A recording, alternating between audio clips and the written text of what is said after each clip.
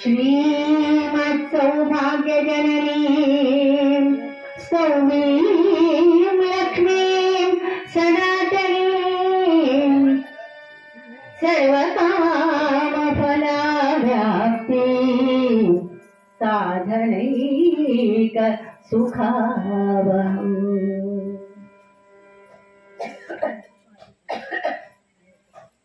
बुद्धिर्बलं यशोधैर्यं निर्भयत्वम् अरोगता अजाड्यं वाक्पटुत्वं च हनुमत् स्मरणात् भवेत्। अजाड्यं वाक्पटुत्वं च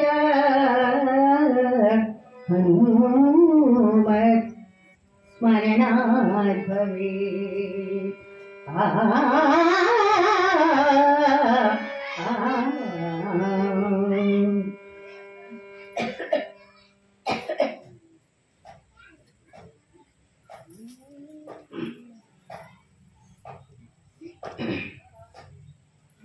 कामधेनुर्यथा पूर्वं सर्वाभीष्ट फलप्रदं तथा गतौ वादिराज श्रीपादो भीष्मदस्सतां श्रीपादो भीष्मदं सतां श्रीपादो भीष्मदं सतां।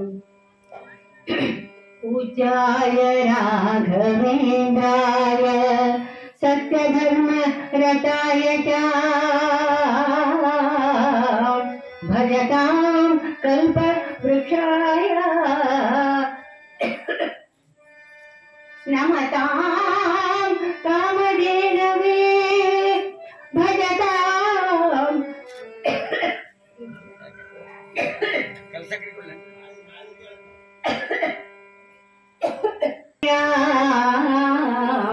नमतां कामधेनवे।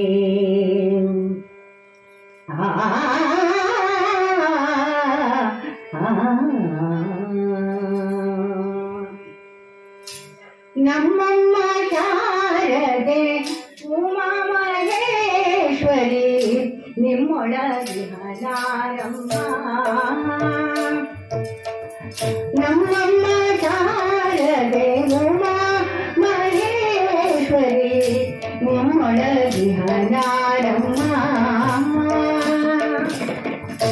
ತಮ್ಮ ಗೋಲನ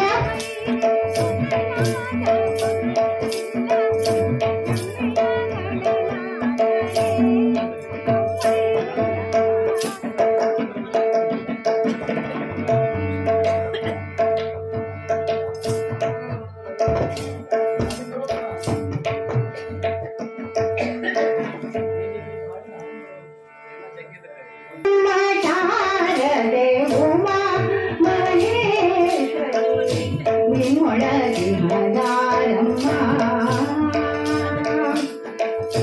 ತಮ್ಮ ಗೋಲನ ವೈರಿ ಸುತನಾದ ಕೊಲ್ವಿದ ಹೆಮ್ಮೆಯ ಗಣನಾಥನೇ ಅಮ್ಮಯ್ಯ ನಮ್ಮಮ್ಮ ಶಾರದೆ ಉಮಾ ನಿಮ್ಮೊಳಗಿಹಲಾರಮ್ಮ।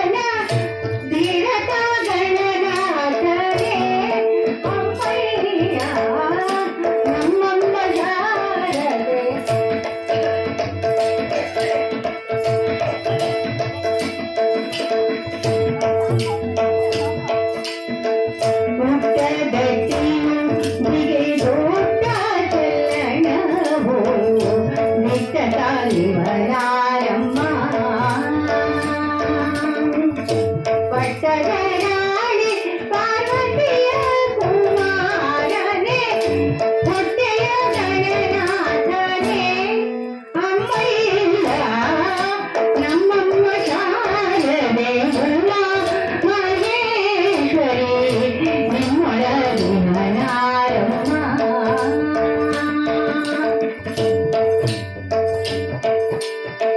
ರಾಶಿ ವಿದ್ಯೆಯ ಬಲ್ಲ ರಮಣಿ ಹಂಗಲನುಲ್ಲ ಭಾಷ್ಯದ ನಿವನಾರಮ್ಮ ರಾಶಿ ವಿದ್ಯೆಯ ಬಲ್ಲ ರಮಣಿ ಹಂಗಲನುಲ್ಲ ಭಾಷ್ಯದ ನಿವನಾರಮ್ಮ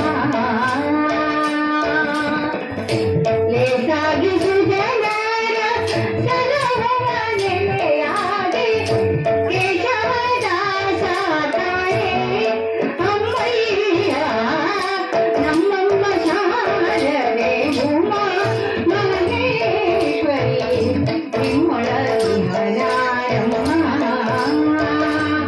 ಅಮ್ಮ ನಿಮ್ಮೊಳಗಿನ ನಾರಮ್ಮ ಅಮ್ಮ ನಿಮ್ಮೊಳಗಿನ ನಾರಮ್ಮ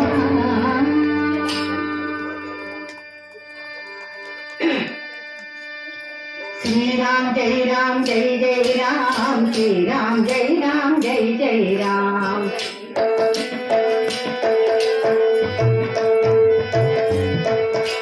श्री राम जय जय राम श्री राम जय जय राम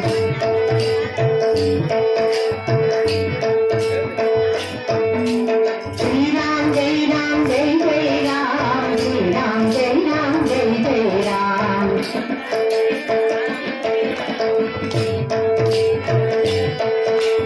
विठ्ठल विठ्ठल पांडुरंगा जय हरि विठ्ठल पांडुरंगा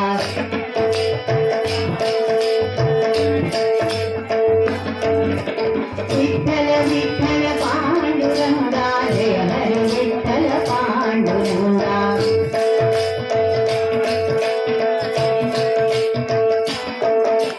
विठ्ठल विठ्ठल विठ्ठल विठ्ठल विठ्ठल विठ्ठल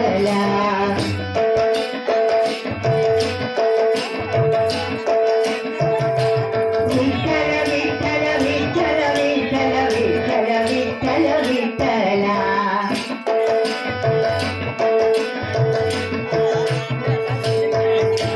श्री राम जय जय राम श्री राम जय जय राम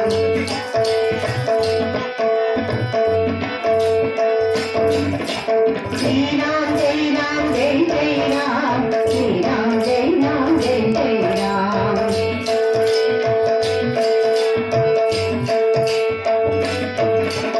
ओला पुंडरी कवच हरे विठ्ठल सीताकांत स्मरण जय जय श्री राम ಪ್ರತಿಮತಃ ಪೀಠಿಕಾದಿಯಲ್ಲಿ ಮಾನವ ಜನ್ಮ ದೊಡ್ಡದವರಿಗೆ ಹಾನಿ ಮಾಡಲೇಬೇಕು ಹುಚ್ಚಪ್ಪಬೇಡ ಎಂಬ ದಾಸರ ವಾಣಿಯಂತೆ ಇರುವ 84 ಲಕ್ಷ ಜೀವರಾಶಿಗಳಲ್ಲಿ ನಾನಾ ಯೋನಿಗಳನ್ನ ದಾಟಿ ಮಾನುಷ ಜನ್ಮಕ್ಕೆ ಬಂದಾಗ ಪುನರಪಿ ಜನನಂ ಪುನರಪಿ ಮರಣಂ ಪುನರಪಿ ಜನನಿ ಜಠರೇ ಶಯನಂ ಅಂತಕ್ಕಂಥ ಜನನ ಮರಣಗಳ ಚಕ್ರದ ಸುಳಿಯಲ್ಲಿ ಸಿಲುಕದೆ ಇದೇ ಜನ್ಮ ಕಡೆ ಅಂತಕ್ಕಂಥ ಸಾಧನಾ ಮಾರ್ಗ ಮಾಡಿಕೊಳ್ಳಲಿಕ್ಕೆ ಭಗವಂತ ಈ ಶರೀರ ಅಂತಕ್ಕಂಥದ್ದನ್ನ ಗಿಫ್ಟ್ ಅನ್ನಾಗಿ ಕೊಟ್ಟಿದ್ದಾನೆ. ಹಾಗಾಗಿ ಮಧ್ಯಲೋಕದಲ್ಲಿದ್ದಂತಹ ಪಾಮರರಾದ ನಾವು ಈ ಭೂಮಿಯಲ್ಲಿ ಉದ್ಭವಿಸಿದಾಗ ಆ ಭಗವಂತನ ಚಿಂತನೆಯನ್ನ ಮಾಡ್ತಾ ಆತನಲ್ಲಿ ಭಕ್ತಿಯನ್ನು ಪ್ರಕಾಶಪಡಿಸುತ್ತಾ ಈ ಜನ್ಮವನ್ನು ಸಾರ್ಥಕ ಮಾಡಿಕೊಂಡು ಇಹದಲ್ಲಿ ಸುಖ ಪರದಲ್ಲಿ ಮೋಕ್ಷ ಅಂತಕ್ಕಂಥದ್ದನ್ನು ಪಡೀಲಿಕ್ಕೆ ಸಾಧನ ಮಾರ್ಗ ಮನುಷ್ಯ ಜನ್ಮ ಅಂತ ಹೇಳಿದ್ದಾರೆ. ಹಾಗಾದಲ್ಲಿ ಆ ಭಗವಂತನಲ್ಲಿ ಭಕ್ತಿಯನ್ನ ಹೇಗೆ ಮಾಡಬೇಕು ಅಂತ ಇವತ್ತಿನ ನಮ್ಮ ಸಂತಾನ ಪ್ರಶ್ನೆ ಮಾಡ್ತದೆ. ಭಕ್ತಿ ಅಂದ್ರೆ ಏನು, ಭಕ್ತಿ ಹೆಂಗ್ ಮಾಡ್ಬೇಕು, ಅದಕ್ಕೊಂದು ಡೆಫಿನಿಷನ್ ಕೊಡಿ ಅಂತ ಕೇಳ್ತದೆ ನಮ್ಮ ಸಂತಾನ. ಆ ಪ್ರಕಾರವಾಗಿ ಯಾವ ಭಗವಂತನಲ್ಲಿ ಕೃತಯುಗ ತ್ರೇತಾಯುಗದಿಂದ ಇವತ್ತಿನ ಕಲಿಯುಗದ ತನಕ ಭಗವಂತನಲ್ಲಿ ಯಾರ್ಯಾರು ಯಾವ ಭಕ್ತಿಯನ್ನು ಮಾಡಿ ಮುಕ್ತಗತರಾಗಿದ್ದಾರೆ ಅನ್ನೋದನ್ನ ಸ್ವಲ್ಪ ನಾವು ಚಿಂತನೆ ಮಾಡತಕ್ಕಂತ ಸಮಯ ಈಗ ಪ್ರಸ್ತುತವಾಗಿದೆ. ಆ ಪ್ರಕಾರವಾಗಿ ಯಾವ ಭಾಗವತದ ಸಪ್ತಮ ಸ್ಕಂದದಲ್ಲಿ ಪ್ರಹ್ಲಾದರಾಜರ ಅಪ್ಪಣೆ ಕೊಡಿಸಿದ್ದಾರೆ, ನವವಿಧ ಭಕ್ತಿಗಳಿಂದ ಭಗವಂತನ ಸೇವಿಸಬೇಕು, ಪ್ರೀತಿಸಬೇಕು, ಭಕ್ತಿಯಿಂದ ಆತನನ್ನ ಸ್ಮರಣವನ್ನ ಮಾಡಬೇಕು ಅಂತ. ಹಾಗಾದ್ರೆ ನವವಿಧ ಭಕ್ತಿಗಳು ಯಾವುವು? ಸ್ಮರಣಂ ಕೀರ್ತನಂ ವಿಷ್ಣು ಸ್ಮರಣಂ ಪಾದ ಸೇವನಂ ಅರ್ಚನಂ ವಂದನಂ ದಾಸ್ಯಂ ಸಖ್ಯಂ ಆತ್ಮನಿವೇದನಂ. ಈ ಪ್ರಕಾರವಾದ ನವವಿಧ ಭಕ್ತಿಗಳನ್ನ ನಾವು ಅನುಸರಿಸಿಕೊಂಡು ಭಗವಂತನ ಪ್ರೀತಿಗೆ ವಿಶೇಷ ಪಾತ್ರರಾದರೆ ಮಾತ್ರ ಈ ಮಾನುಷ ಜನ್ಮಕ್ಕೆ ಸಾರ್ಥಕ ಅಂತಕ್ಕಂಥದ್ದು ಬರ್ತದೆ. ಆವಾಗ ಇಂಥ ಭಕ್ತಿಯನ್ನ ಮಾಡಿ ಯಾರು ಮುಕ್ತಿಗತರಾಗಿದ್ದಾರೆ ಅಂತ ಪ್ರಶ್ನೆ ಮಾಡ್ತಾರೆ ನೋಡಿ. ಆಗ ಹೇಳ್ತಾರೆ, ಯಾರು ಯಾವ ಭಕ್ತಿಯನ್ನ ಮಾಡಿ ಮುಕ್ತಿಗತರಾದ್ರೆ ಕೇಳಿ. ಅಭಿಮನ್ಯು ಸುತೋ ಮುಕ್ತಿಂಗತಃ ಶ್ರವಣತೋ ಹರಿ. ಯಾವ ಅಭಿಮನ್ಯುವಿನ ಮಗನಾದಂತಹ ಪರೀಕ್ಷಿತ ಮಹಾರಾಜ ಶಮೀಕ ಮುನಿಯ ಮಗನಾದ ಶೃಂಗಿಯಿಂದ ಶಾಪಗ್ರಸ್ತನಾಗಿ ಶುಭ ಮಹರ್ಷಿಗಳಿಂದ ಸಪ್ತಾಹ ಪರ್ಯಂತ ಭಾಗವತ ಕಥಾಶ್ರವಣವನ್ನು ಮಾಡಿ ಮುಕ್ತಿಯನ್ನು ಹೊಂದಿದ್ದಾನೆ. ಶುಕಸ್ತು ಕೀರ್ತನಾದೇವ ಪ್ರಹ್ಲಾದ ಸ್ಮರಣೇನ ಚ. ಯಾವ ವೇದವ್ಯಾಸರ ಪುತ್ರರು ರುದ್ರಾಂಶ ಸಂಭೂತರಾದಂತಹ ಶುಭ ಮಹರ್ಷಿಗಳು ಸದಾಕಾಲ ತಾಳ ತಂಬೂರಿಗಳನ್ನು ಹಿಡಿದುಕೊಂಡು ಭಗವಂತನ ಸನ್ನಿಧಿಯಲ್ಲಿ ಆತನ ಸೇವೆಯನ್ನ ಮಾಡ್ತಾ ಸಾಕ್ಷಾತ್ಕಾರ ಮಾಡಿಕೊಂಡಂತಹ ಮಹಾನುಭಾವರಾಗಿದ್ದಾರೆ. ಪ್ರಹ್ಲಾದ ಸ್ಮರಣೇನ ಚ. ಕೇವಲ 8 ವರ್ಷದ ಬಾಲಕ ತಾಯಿ ಕಯಾಧುವಿನ ಗರ್ಭವಾಸದಲ್ಲಿರುವಾಗಲೇ ನಾರದ ಮಹರ್ಷಿಗಳಿಂದ ಶ್ರೀಮನ್ನಾರಾಯಣನ ಉಪದೇಶಾಮೃತ ಅಂತಕ್ಕಂಥದ್ದನ್ನು ಪಡೆದುಕೊಂಡ ಮಹಾಭಾಗವತೋತ್ತಮನಾಗಿದ್ದಾನೆ ಪ್ರಹ್ಲಾದ. ಆ ಪ್ರಹ್ಲಾದನಿಗೋಸ್ಕರ ದೈತ್ಯನಾದ ಹಿರಣ್ಯಕಶಿಪು ತಂದೆ ಆತನಿಗೆ ಮೋಕ್ಷ, ಆ ಮಗುವಿನಿಗೆ ಒಳ್ಳೆಯದಾದಂತಹ ಪದವಿಯನ್ನು ಕೊಡಲಿಕ್ಕೆ ದಶಾವತಾರದಲ್ಲಿ ನರಸಿಂಹ ಅವತಾರವನ್ನ ತಾಳಿ ಸ್ವಾಮಿ ಆತನನ್ನು ರಕ್ಷಣೆ ಮಾಡಿದ್ದಾನೆ. ಅಂತಹ ಪ್ರಹ್ಲಾದನ ರೀತಿಯಲ್ಲಿ ಭಗವಂತನಲ್ಲಿ ಭಕ್ತಿಯನ್ನು ಮಾಡಬೇಕು. ಪಾದ ಸೇವನತೋ ಲಕ್ಷ್ಮೀ ಪೃಥುಭೂಜನ ಮಾತೃತಃ. ಏನು ಧನ್ಯಳೋ ಲಕ್ಷ್ಮಿ, ಎಂಥ ಮಾನ್ಯಳೋ, ಸಾನುರಾಗದಿಂದ ತಾನೇ ಹರಿಯ ಸೇವೆ ಮಾಡುತ್ತೇಳೋ ಏನು ಧನ್ಯಳೋ ಅಂತಕ್ಕಂಥ ರೀತಿಯಲ್ಲಿ ಯಾವ ತ್ರಿಲೋಕವಂದರಾದಂಥ ಲಕ್ಷ್ಮೀದೇವಿ ಯಾವ ಕ್ಷೀರಸಾಗರದಲ್ಲಿ ಶೇಷಶಾಹಿಯಾಗಿ ಮಲಗಿರ್ತಕ್ಕಂಥ ಸ್ವಾಮಿಯ ಶ್ರೀಮನ್ನಾರಾಯಣನ ಪದಗಳ ಸೇವೆಯನ್ನ ಮಾಡ್ತಾ ಆನಂದ ತುಂಬಿರಲಾಗಿದ್ದಾರೆ ಯಾವ ನಮ್ಮ ಮಹಾಲಕ್ಷ್ಮಿ. ಪೃಥುಭೂಜನ ಮಾತೃತಃ. ಭಾಗವತದ 4ನೇ ಸ್ಕಂದದಲ್ಲಿ ಪೃಥು ಮಹಾರಾಜರ ವರ್ಣನೆ ಬರ್ತದೆ. ಅರ್ಚನ ಭಕ್ತಿಯಿಂದ ಸಾಕ್ಷಾತ್ ಶ್ರೀಮನ್ನಾರಾಯಣನಿಂದಲೇ ಉಪದೇಶ ಅಮೃತ ಅಂತಕ್ಕಂಥದ್ದನ್ನು ಪಡೆದುಕೊಂಡಂತ ಮಹಾನುಭಾವನಾಗಿದ್ದಾನೆ ಯಾವ ಪೃಥು ಮಹಾರಾಜ. ಆ ಪ್ರಕಾರವಾಗಿ ಅಭಿವಂದನತೋ ಅಕ್ರೂರೋ ದಾಶನಾಂಜನೀಕಾಸುತಃ. ಯಾವ ಕಂಸ ಮಹಾರಾಜನ ಮಥುರಾ ಪಟ್ಟಣ 8 ಜನ ಮಂತ್ರಿಗಳು, ಅವರಲ್ಲಿ ಪ್ರಥಮನಾದವನೇ ಅಕ್ರೂರ, ಆಂತರ್ಯದಲ್ಲಿ ಕೃಷ್ಣ ಭಕ್ತನಾಗಿದ್ದಾನೆ. ಅಂಥ ಅಕ್ರೂರನನ್ನ ಯಾವ ಕಂಸ ಮಹಾರಾಜ ಬೃಂದಾವನಕ್ಕೆ ಹೋಗಿ ಕೃಷ್ಣ ಬಲರಾಮನ ಮಥುರಾ ಪಟ್ಟಣಕ್ಕೆ ಕರೆತರಲಿಕ್ಕೆ ಆದೇಶ ಅಂತಕ್ಕಂಥದ್ದನ್ನು ಮಾಡಿದ್ದಾನೆ. ಆ ಪ್ರಕಾರವಾಗಿ ಅಕ್ರೂರ ಕೃಷ್ಣ ಬಲರಾಮನನ್ನ ಕರೆದುಕೊಂಡು ರಥದಲ್ಲಿ ಅವನು ಕುಳ್ಳಿಸಿಕೊಂಡು ಮಥುರಾ ಪಟ್ಟಣಕ್ಕೆ ಆಗಮಿಸುವ ಸಂದರ್ಭದಲ್ಲಿ ಮಧ್ಯ ಮಾರ್ಗದಲ್ಲಿ ಯಮುನಾ ನದಿಯ ತಟದಲ್ಲಿ ಕೆಲ ಹೊತ್ತು ವಿಶ್ರಾಂತಿಗಾಗಿ ಕುಳಿತಾಗ ಕೃಷ್ಣ ಪರಮಾತ್ಮ ಅಕ್ರೂರ ನಮ್ಮನ್ನು ಯಾಕೆ ಕರೆಸಿದ್ದಾನೆ ಅಂತ ಪ್ರಶ್ನೆ ಮಾಡ್ತಾನೆ. ಆಗ ಅಕ್ರೂರ ನೋಡಿ, ನಾವು ಮನುಷ್ಯರು ನಮ್ಮ ನಡುವೆ ಸುಳ್ಳು ಅಪವಾದಗಳನ್ನ ನಾವು ಸೃಷ್ಟಿ ಮಾಡಬಹುದು, ಭಗವಂತನ ಸನ್ನಿಧಿಯಲ್ಲಿ ನಮ್ಮ ಸುಳ್ಳು ಪಡುವೇನು ನಡೆಯಂಗಿಲ್ರಿ. ಹಾಗಾಗಿ ನಿಜವಾಗಿ ಆಂತರ್ಯದಲ್ಲಿ ಭಕ್ತನಾದಂತಹ ಅಕ್ರೂರ, ಸ್ವಾಮಿ ನಿಮ್ಮ ಸಂಹಾರಕ್ಕಾಗಿ ಕಂಸ ನನ್ನನ್ನ ನಿಮ್ಮನ್ನು ಕರೆತರಲು ಕಳಿಸಿದ್ದಾನೆ ಅಂದಾಗ ಆತನ ಆಂತರ್ಯದ ನಿಜ ಭಕ್ತಿಯನ್ನು ಅರಿತಂತ ಕೃಷ್ಣ ಪರಮಾತ್ಮ ಆತನಿಗೆ ನಿಶೂತ ದರ್ಶನವನ್ನ ಮಾಡಿಸಿದ್ದಾನೆ. ಎಂಥ ಭಾಗ್ಯವಂತ ಅಕ್ರೂರ. ದಾಶನಾಂಜನೀಕಾಸುತಃ. ಯಾವ ಅಂಜನಾ ಪುತ್ರನಾದಂಥ ನಮ್ಮ ಮಾರುತಿ ಜಗತ್ರಾಣ ಆತ ಭಗವಂತನಲ್ಲಿ ಶ್ರೀರಾಮಚಂದ್ರ ದೇವರ ಪದತಲದಲ್ಲಿ ನತಮಸ್ತಕನಾಗಿ ದಾಸ್ಯಭಾವದಿಂದ ಸ್ವಾಮಿಯನ್ನು ಸೇವಿಸಿದ್ದಾನೆ. ಇವತ್ತು ನಾವು ನೋಡಿ ಮಠಕ್ಕೆ ಬರ್ತೀವಿ, ಗುಡಿಗೆ ಬರ್ತೀವಿ, ಬಂದಾಕ್ಷಣಕ್ಕೆ ಆ ಸ್ವಾಮಿ ಸನ್ನಿಧಿಯಲ್ಲಿ ನಿಂತಾಗ ನಮ್ಮ ಭಕ್ತಿಗಿಂತ ನಮ್ಮ ಧಾರ್ಮಿಕತೆಯನ್ನು ಪ್ರಕಟತೆಯನ್ನು ಹೆಚ್ಚು ಮಾಡುತ್ತೇವೆ. ಜನ ನಮ್ಮನ್ನೆಲ್ಲ ನೋಡ್ಬೇಕ್ರಿ, ಆಗ ಸ್ವಾಮಿ ಗಲಗಲ್ ಬಡ್ಕೋದೇನು, ದೀರ್ಘದಿಂದ ನಮಸ್ಕಾರ ಹಾಕೋದೇನು, ಉರುಳು ಸೇವೆ ಮಾಡೋದೇನು, ಮತ್ತೆ ಸೂಕ್ಷ್ಮವಾಗಿ ನಮ್ಮನ್ನೆಲ್ಲ ನೋಡುತ್ತಾರೆ ಇಲ್ಲೋ. ಅಂದ್ರೆ ಧಾರ್ಮಿಕ ಭಕ್ತಿಗೆ ಭಗವಂತ ಒಲಿಯೋದಿಲ್ಲ. ನಿಷ್ಕಾಮ ಭಕ್ತಿಗೆ, ನಿಷ್ಕಲ್ಮಶ ಭಕ್ತಿಗೆ, ಸಮರ್ಪಣ ಭಾವಕ್ಕೆ ಸ್ವಾಮಿ ಒಲಿತಾನೆ ಹೊರತಾಗಿ ನಮ್ಮ ಧಾರ್ಮಿಕ ಭಕ್ತಿಗೆ ಒಲಿಯೋದಿಲ್ಲ ಅನ್ನೋದು. ಅಂಥ ಯಾವ ಆಂತರ್ಯದಲ್ಲಿ ಆ ಕೃಷ್ಣ ಪರಮಾತ್ಮನನ್ನು ನಿಲ್ಲಿಸಿಕೊಂಡಂತು, ರಾಮಚಂದ್ರ ನಿಲ್ಲಿಸಿಕೊಂಡಂತ ಯಾವ ನಮ್ಮ ದಾಸ ಅಂಜನಾ ಪುತ್ರನಾದಂತಹ ವಾಯುದೇವರು ಆ ಭಗವಂತನು ಯಾವ ರೀತಿ ದಾಸ್ಯ ಭಾವವನ್ನ ಮಾಡಿದ್ದಾನೋ ಆ ಪ್ರಕಾರವಾಗಿ ನಾವು ಮಾಡಬೇಕಾಗ್ತದೆ ಅಂತಕ್ಕಂಥದ್ದು ತಾತ್ಪರ್ಯ. ಒಂದು ಬಾರಿ ಯಾವ ನಮ್ಮ ಮಾರುತಿಗೆ ಗ್ರಹಗಳಲ್ಲಿ ಶ್ರೇಷ್ಠನಾದಂತ ಶನಿ ಮಹಾರಾಜ ಬಂದು ಕೇಳ್ತಾನಂತೆ, ಎಲ್ಲೋ ಮಾರುತಿ, ನಿನ್ನ ರಾಶಿಯಲ್ಲಿ ಪ್ರವೇಶ ಮಾಡಿ ಒಂದೆರಡೇ ನಿನ್ನನ್ನು ಕಾಡಬೇಕು ಅನ್ನೋ ಅಪೇಕ್ಷೆ ನಮಗಾಗಿದೆಯೋ ಅದಕ್ಕೋಸ್ಕರ ಸಮಯ ಕೊಡುವನ್ನಂತೆ. ನಮ್ಗೆ ನಿಮ್ಗೆ ಸಮಯ ಕೇಳೋ ಅವಶ್ಯಕತೆನೇ ಇಲ್ಲ. ಕರೆಕ್ಟ್ ಆಗಿ ನಮ್ಮನ್ನು ಬಂದ ಅಟಕಾಯಿಸ್ಕೊಂಡು 7:30 ಅಂತ ನೋಡಿ 7.5 ವರ್ಷ ನಮ್ಮನ್ನು ಕಾಡುವ ಹಂಗೆ ನಾವು ವ್ಯವಸ್ಥೆ ಮಾಡ್ಕೊಂಡು ಬಿಟ್ಟಿರ್ತೀವಿ. ನಮ್ಮನ್ನು ಕೇಳೋದೇ ಕರೆಕ್ಟ್ ಆಗಿ ಬಂದು ನಮ್ಗೆ ಅಟಕಾಯಿಸ್ಕೊಂಡೇ ಬಿಡ್ತಾನೆ. ಆದ್ರೆ ಮಾರುತಿಯನ್ನ ನನಗೆ ಟೈಮ್ ಕೊಡು, ನನಗೆ ಜಾಗ ಕೊಡು ಅಂತ ಕೇಳಿದ್ದಾನೆ ಯಾವ ಶನಿ ಮಹಾರಾಜ. ಆಗ ಮಾರುತಿ ರಾಯ ಹೇಳ್ತಾನೆ, ಅಪ್ಪ ಶನಿ ಮಹಾರಾಜ, ನಿನ್ನ ಇಚ್ಛೆ ಪೂರ್ಣವಾಗಲಿ, ನಂದೇನೂ ಹರಕತ್ತಿಲ್ಲ. ಆದ್ರೆ ಯಾವ ಈ ಕಿಂಪುರುಷ ಖಂಡದಲ್ಲಿ ನಾನು ಒಂದು ಕಲ್ಲು ಬಂಡೆ ಮೇಲೆ ಕುಳಿತು ಶ್ರೀರಾಮ್ ಜೈ ರಾಮ್ ಜೈ ಜೈ ರಾಮ್ ಅಂತಕ್ಕಂಥ ತ್ರಯೋದಶಾಕ್ಷರಿ ಮಂತ್ರವನ್ನ ಜಪ ಮಾಡ್ತಾ ಇರ್ತೇನೆ. ಯಾವಾಗ ನನ್ನ ನಾಲಿಗೆಯಿಂದ ರಾಮನಾಮ ನಿಲ್ಲುತ್ತದೋ ಆ ಕ್ಷಣಕ್ಕೆ ಬಂದು ನೀನು ಪ್ರವೇಶ ಮಾಡಿ ನನ್ನನ್ನು ಕಾಡು ಅಂತಾನಂತೆ. ಆವಾಗ ಸರಿ ಅಂತ ಹುಚ್ಚು ಶನಿ ನಿಲ್ತಾನೆ. ಆವಾಗ ಯಾವ ನಮ್ಮ ಮಾರುತಿ ಶ್ರೀರಾಮ್ ಜೈ ರಾಮ್ ಜೈ ಜೈ ರಾಮ್ ಶ್ರೀರಾಮ್ ಜೈ ರಾಮ್ ಜೈ ಜೈ ರಾಮ್ ಈ ಪ್ರಕಾರವಾಗಿ ತ್ರಯೋದಶಾಕ್ಷರಿ ಮಂತ್ರವನ್ನು ಜಪ ಮಾಡ್ಲಿಕ್ಕೆ ಹತ್ತಾಗ ಆತನ ಬಾಯಿ ನಾಲಿಗೆಯಿಂದಲ್ಲ ಶರೀರದ ರೋಮಗಳಿಂದ ರಾಮನಾಮ ಗುಂಜಾರವ ಕೇಳಿಸ್ತಾ ಇತ್ತಂತೆ. ಆ ರಾಮನಾಮ ಭಜನೆ ನಿಲ್ಲಲಿಲ್ಲ. ಶನಿದೇವರಿಗೆ ಅವನನ್ನ ಕಾಡುವ ಪ್ರಮೇಯವೇ ಬರಲಿಲ್ಲವಂತೆ. ತತ್ಫಲವಾಗಿ ಶನಿ ಮಹಾರಾಜನೇ ಮಾರುತಿಗೆ ಒಂದು ವರವನ್ನ ಕೊಟ್ಟಿದ್ದಾನಂತೆ. ಎಲೆ ಮಾರುತಿ, ಮಧ್ಯಲೋಕದಲ್ಲಿದ್ದಂತಹ ಪಾಮರರೆಲ್ಲ ನನ್ನ ಅವಕೃತಿಗೆ ಪಾತ್ರರಾಗಿ ನಾನಾ ಕಷ್ಟಕೋಟಲೆಗಳನ್ನ ಪಡುವಾಗ ಆಗ ಸಂಕಟ ಬಂದಾಗ ವೆಂಕಟರಮಣ ಅನ್ನೋ ಹಾಗೆ ನನ್ನ ಬಳಿಗೆ, ದೇವರ ಬಳಿಗೆ, ಗುಡಿಗೆ ಬರ್ತಾರೆ. ಅಂಥ ನನ್ನ ಕೋಪಕ್ಕೆ ಬಲಿಯಾದಂಥವರು ಅವರಿಗೆ ನಾನು ಅವರಲ್ಲಿ ಕಾಡುವ ಸಮಯದಲ್ಲಿ ನಿನ್ನ ಗುಡಿಗೆ ಬಂದು ಎಣ್ಣೆ ದೀಪ ಹಚ್ಚಿದರೆ, ನಿನ್ನ ಸೇವೆ ಮಾಡಿದರೆ, ಸಪ್ತಾಹ ಪರ್ಯಂತ ನಿನ್ನ ದರ್ಶನ ಭಾಗ್ಯವನ್ನು ಮಾಡಿಕೊಂಡರೆ ಅವರ ಕಷ್ಟದ ಪರಂಪರೆಯನ್ನ ಪರ್ಸೆಂಟೇಜ್ ಅನ್ನ ಕಡಿಮೆ ಮಾಡ್ತೀನಿ ಅಂತ ವರ ಕೊಟ್ಟಿದ್ದಾನಂತೆ. ಅದಕ್ಕೆ ನೋಡಿ, 4 ಮನೆ ಇದ್ರು ಒಂದು ಹನುಮಪ್ಪನ ಗುಡಿ ಇರ್ಲಿಕ್ಕೆ ಬೇಕು. ಹಾಗಾಗಿ ಇವತ್ತಿಗೂ ಕೂಡ ಯಾವ ಕಿಂಪುರುಷ ಖಂಡದಲ್ಲಿ ಸ್ವಾಮಿ ಮಾರುತಿ ಜಗತ್ಯಾನ ಅಲ್ಲಿ ನಿಂತು ಹಂಸನಾಮಕ ಪರಮಾತ್ಮನ ಜಪ ಮಾಡ್ತಾ ಇರೋದ್ರಿಂದ ನಿಮ್ಮ ವ್ಯಾಪಾರ ನಡೆದಬೇಕು. ನಮ್ಮ ಶರೀರದಲ್ಲಿರ್ತಕ್ಕಂತಹ 72 ಸಹಸ್ರ ನಾಡಿಗಳು ಉದ್ದೀಪನಗೊಳ್ಳಲಿಕ್ಕಾಗಿ ಸ್ವಾಮಿಯಲ್ಲಿ ಜಪ ಮಾಡ್ತಾ ಇರುವಾಗ ನಮ್ಗೆ 2 ಮಾತನಾಡುವ ಶಕ್ತಿಯನ್ನು ಕೊಡ್ತಾ ಇದ್ದಾನೆ. ಅಂಥ ಮಾರುತಿಯ ಯಾವ ದಾಸ್ಯ ಭಕ್ತಿಯನ್ನ ನಾವು ನಮ್ಮ ಜೀವನದಲ್ಲಿ ಅಳವಡಿಸಿಕೊಂಡಾಗ ಮಾತ್ರ ಇಹದಲ್ಲಿ ಸುಖ, ಪರದಲ್ಲಿ ಮೋಕ್ಷ ಅಂತಕ್ಕಂಥದ್ದನ್ನ ಸಾಧನೆ ಮಾಡ್ಲಿಕ್ಕೆ ಸಾಧ್ಯ ಇದೆ. ಸತ್ಯತ್ವೇನಾರ್ಜುನ ರಾಜ ಬಲಿಷ್ಠಾತ್ಮನಿವೇದನ. ಯಾವ ಪಾಂಡವರಲ್ಲಿ ಮಧ್ಯಮ ಪಾಂಡವ ಪಾರ್ಥ ಅಂತಕ್ಕಂಥದ್ದನ್ನು ಕೇಳಿದ್ದೀರಿ ತಾವೆಲ್ಲ.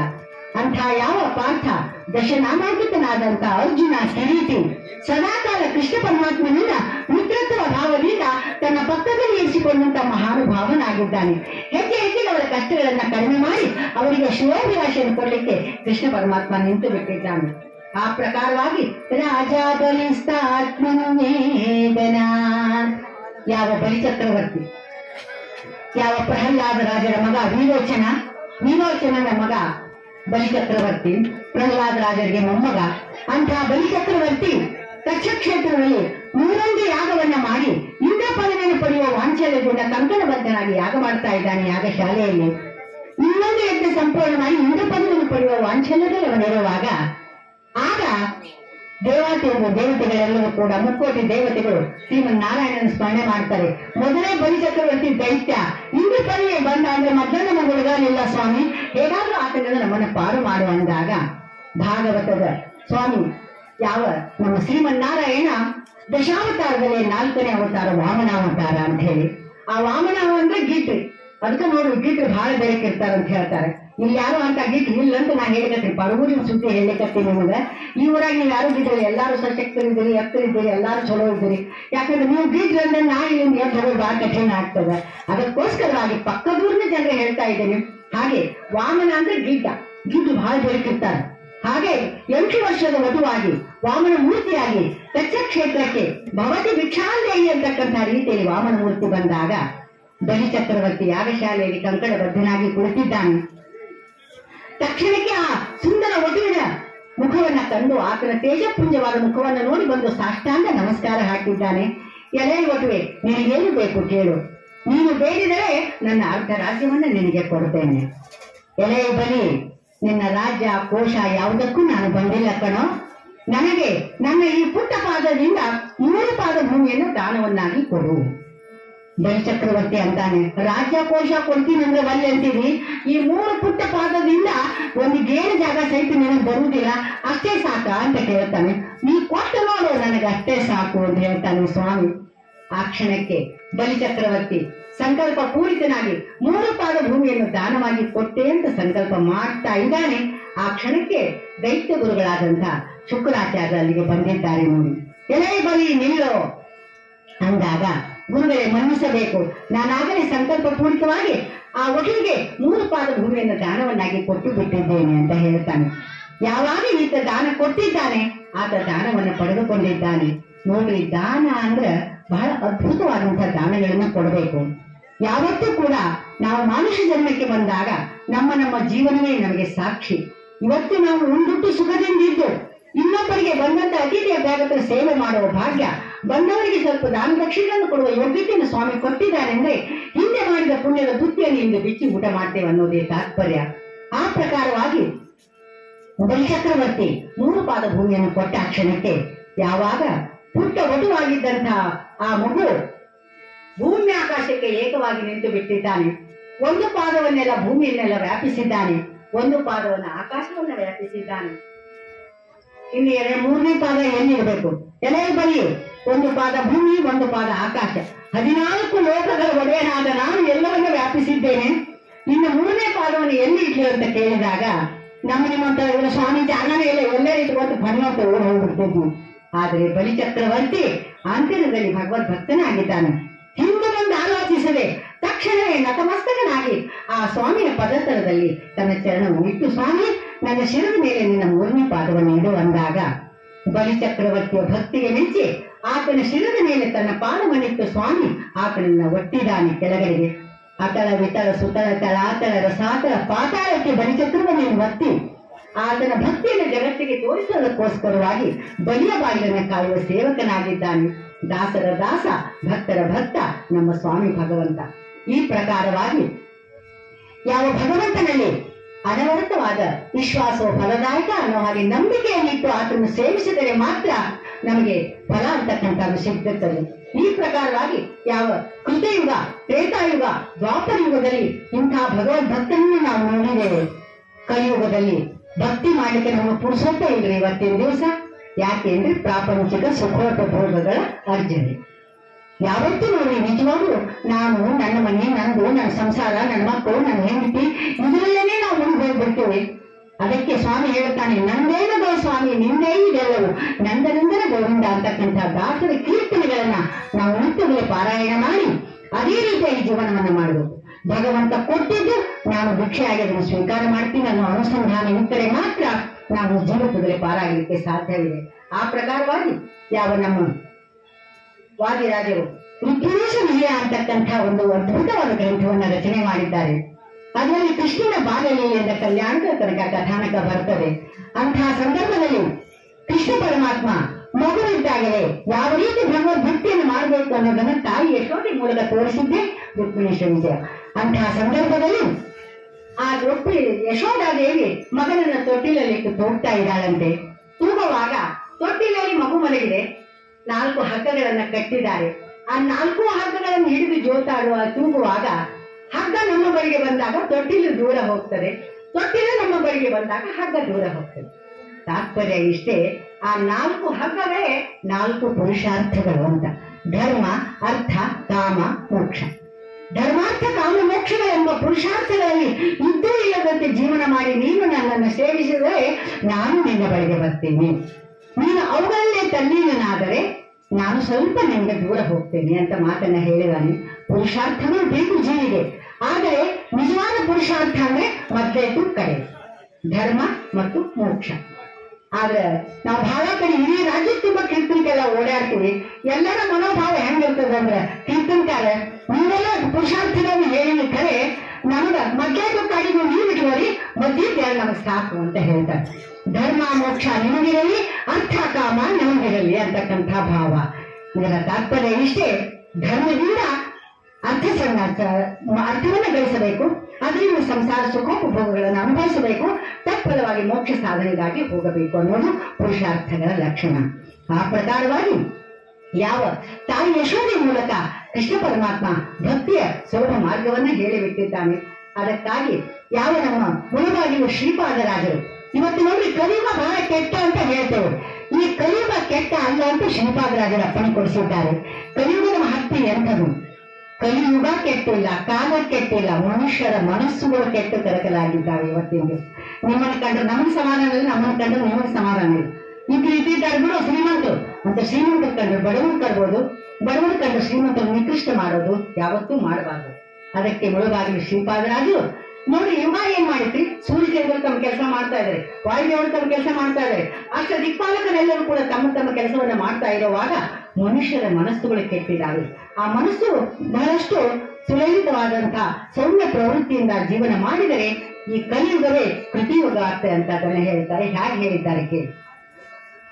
ಕಲಿಕಾಲಕ್ಕೆ ಸಮಯುಗವಿಲ್ಲವಯ್ಯ, ಈ ಕಲಿಕಾಲಕ್ಕೆ ಸಮಯುಗವಿಲ್ಲವಯ್ಯ, ಕಲುಷ ಹರಿಸಿ ಕೈವಲ್ಯ ಬೀರುವಯ್ಯ, ಸಲೆನಾಮ ಕೀರ್ತನೆ ಸ್ಮರಣೆ ಸಾಕಯ್ಯ, ಸ್ಮರಿಸಲು ಸಾಯುಜ್ಯ ಪದವೀರುವಯ್ಯ, ಬಲವಂತ ಶ್ರೀರಂಗ ವಿಠಲನ ನೆನೆದರೆ, ಬಲವಂತ ಶ್ರೀರಂಗ ವಿಠಲನ ನೆನೆದರೆ, ಕಲಿಯುಗವೇ ಕೃತಯುಗವಾಗುವುದಯ್ಯ, ಈ ಕಲಿಯುಗವೇ ಕೃತಯುಗವಾಗುವುದಯ್ಯ.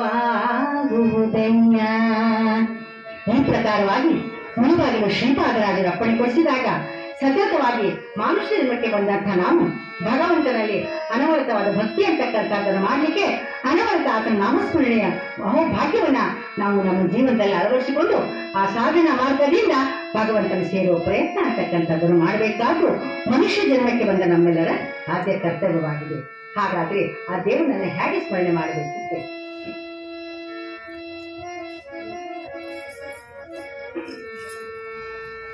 ರಾಮ ಮಂತ್ರವ ಜಪಿಸೋ ಹೇ ಮನುಜ, ರಾಮ ಮಂತ್ರವ ಜಪಿಸೋ ಹೇ ಮನುಜ, ರಾಮ ಮಂತ್ರವ ಜಪಿಸೋ ಹೇ ಮನುಜ, ಸೋಮಶೇಖರ ಚಂದ್ರ ಭಾಮಿನಿ ಗೋರೆ ಜಿಹಾ, ರಾಮ ಮಂತ್ರವ ಜಪಿಸೋ ಹೇ ಮನುಜ, ಜಪಿಸೋ ಹೇ ಮನುಜ.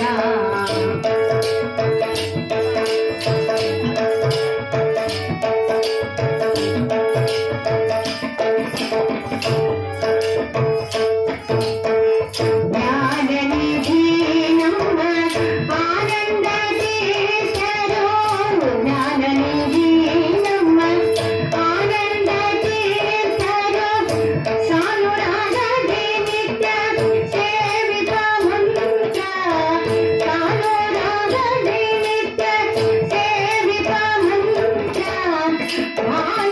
ಭಾನುಕುಲಾಂಬುಗೆ ಸೋಮನೆ ನಿತ ನಮ್ಮ, ಭಾನುಕುಲಾಂಬುಗೆ ಸೋಮನೆ ನಿತ ನಮ್ಮ, ಸುರೇಂದ್ರ ವಿಠಲನ ಸೇವಿತ ಮಂತ್ರ, ರಾಮ ಮಂತ್ರವ ಜಪಿಸೋ ಹೇ ಮನುಜ, ರಾಮ ಮಂತ್ರವ ಜಪಿಸೋ ಹೇ ಮನುಜ, ರಾಮ ಮಂತ್ರವ ಜಪಿಸೋ ಹೇ ಮನುಜ. ಇಂಥ ಯಾವ ರಾಮನಾಮದ ಮಹಿಮೆಯನ್ನ ಜಗತ್ತಿಗೆ ತೋರಿಸಿದಂತ ಧೀಮಂತ ನಮ್ಮ ಮಾರುತಿ. ರಾಮನಾಮ ಎಲ್ಲಿಯ ತನಕ ಈ ಜಗತ್ತಿನಲ್ಲಿ ಇರುತ್ತದೋ ಅಲ್ಲಿಯ ತನಕ ನಾನು ಈ ಜಗತ್ತಿನಲ್ಲಿ ಇರುವೆ ಎಂದು ಯಾವ ಕಿಂಪುರುಷ ಖಂಡದಲ್ಲಿ ಇವತ್ತಿಗೂ ಕುಳಿತು ರಾಮನಾಮ ಸ್ಮರಣೆಯನ್ನ ಮಾಡ್ತಾ ಆ ಯಾವ ನಮ್ಮ ಮಾರುತಿ ಅಪ್ಪಣೆ ಕೊಡಿಸಿದ್ದಾನೆ. ಆತನಿಗೆ ಹನುಮಂತ ಅಂತಲೂ ಕರೀತೇವೆ. ಅಂಥ ಯಾವ ರಾಮ ನಾಮ ಸ್ಮರಣೆ ಎಲ್ಲಿ ನಡೀತದೋ ಅಲ್ಲಿ ಹನುಮಂತ, ಜಾಂಬುವಂತ, ಮೈಂದವಿದರು ರಾಮಾಯಣ ಕಾಲದಿಂದ 28ನೇ ದ್ವಾಪರದವರೆಗೂ ಇದ್ದವರು ಕಲಿಯುಗದಲ್ಲಿಯೂ ಕೂಡ ಪ್ರಸ್ತುತವಿದ್ದಾರೆ.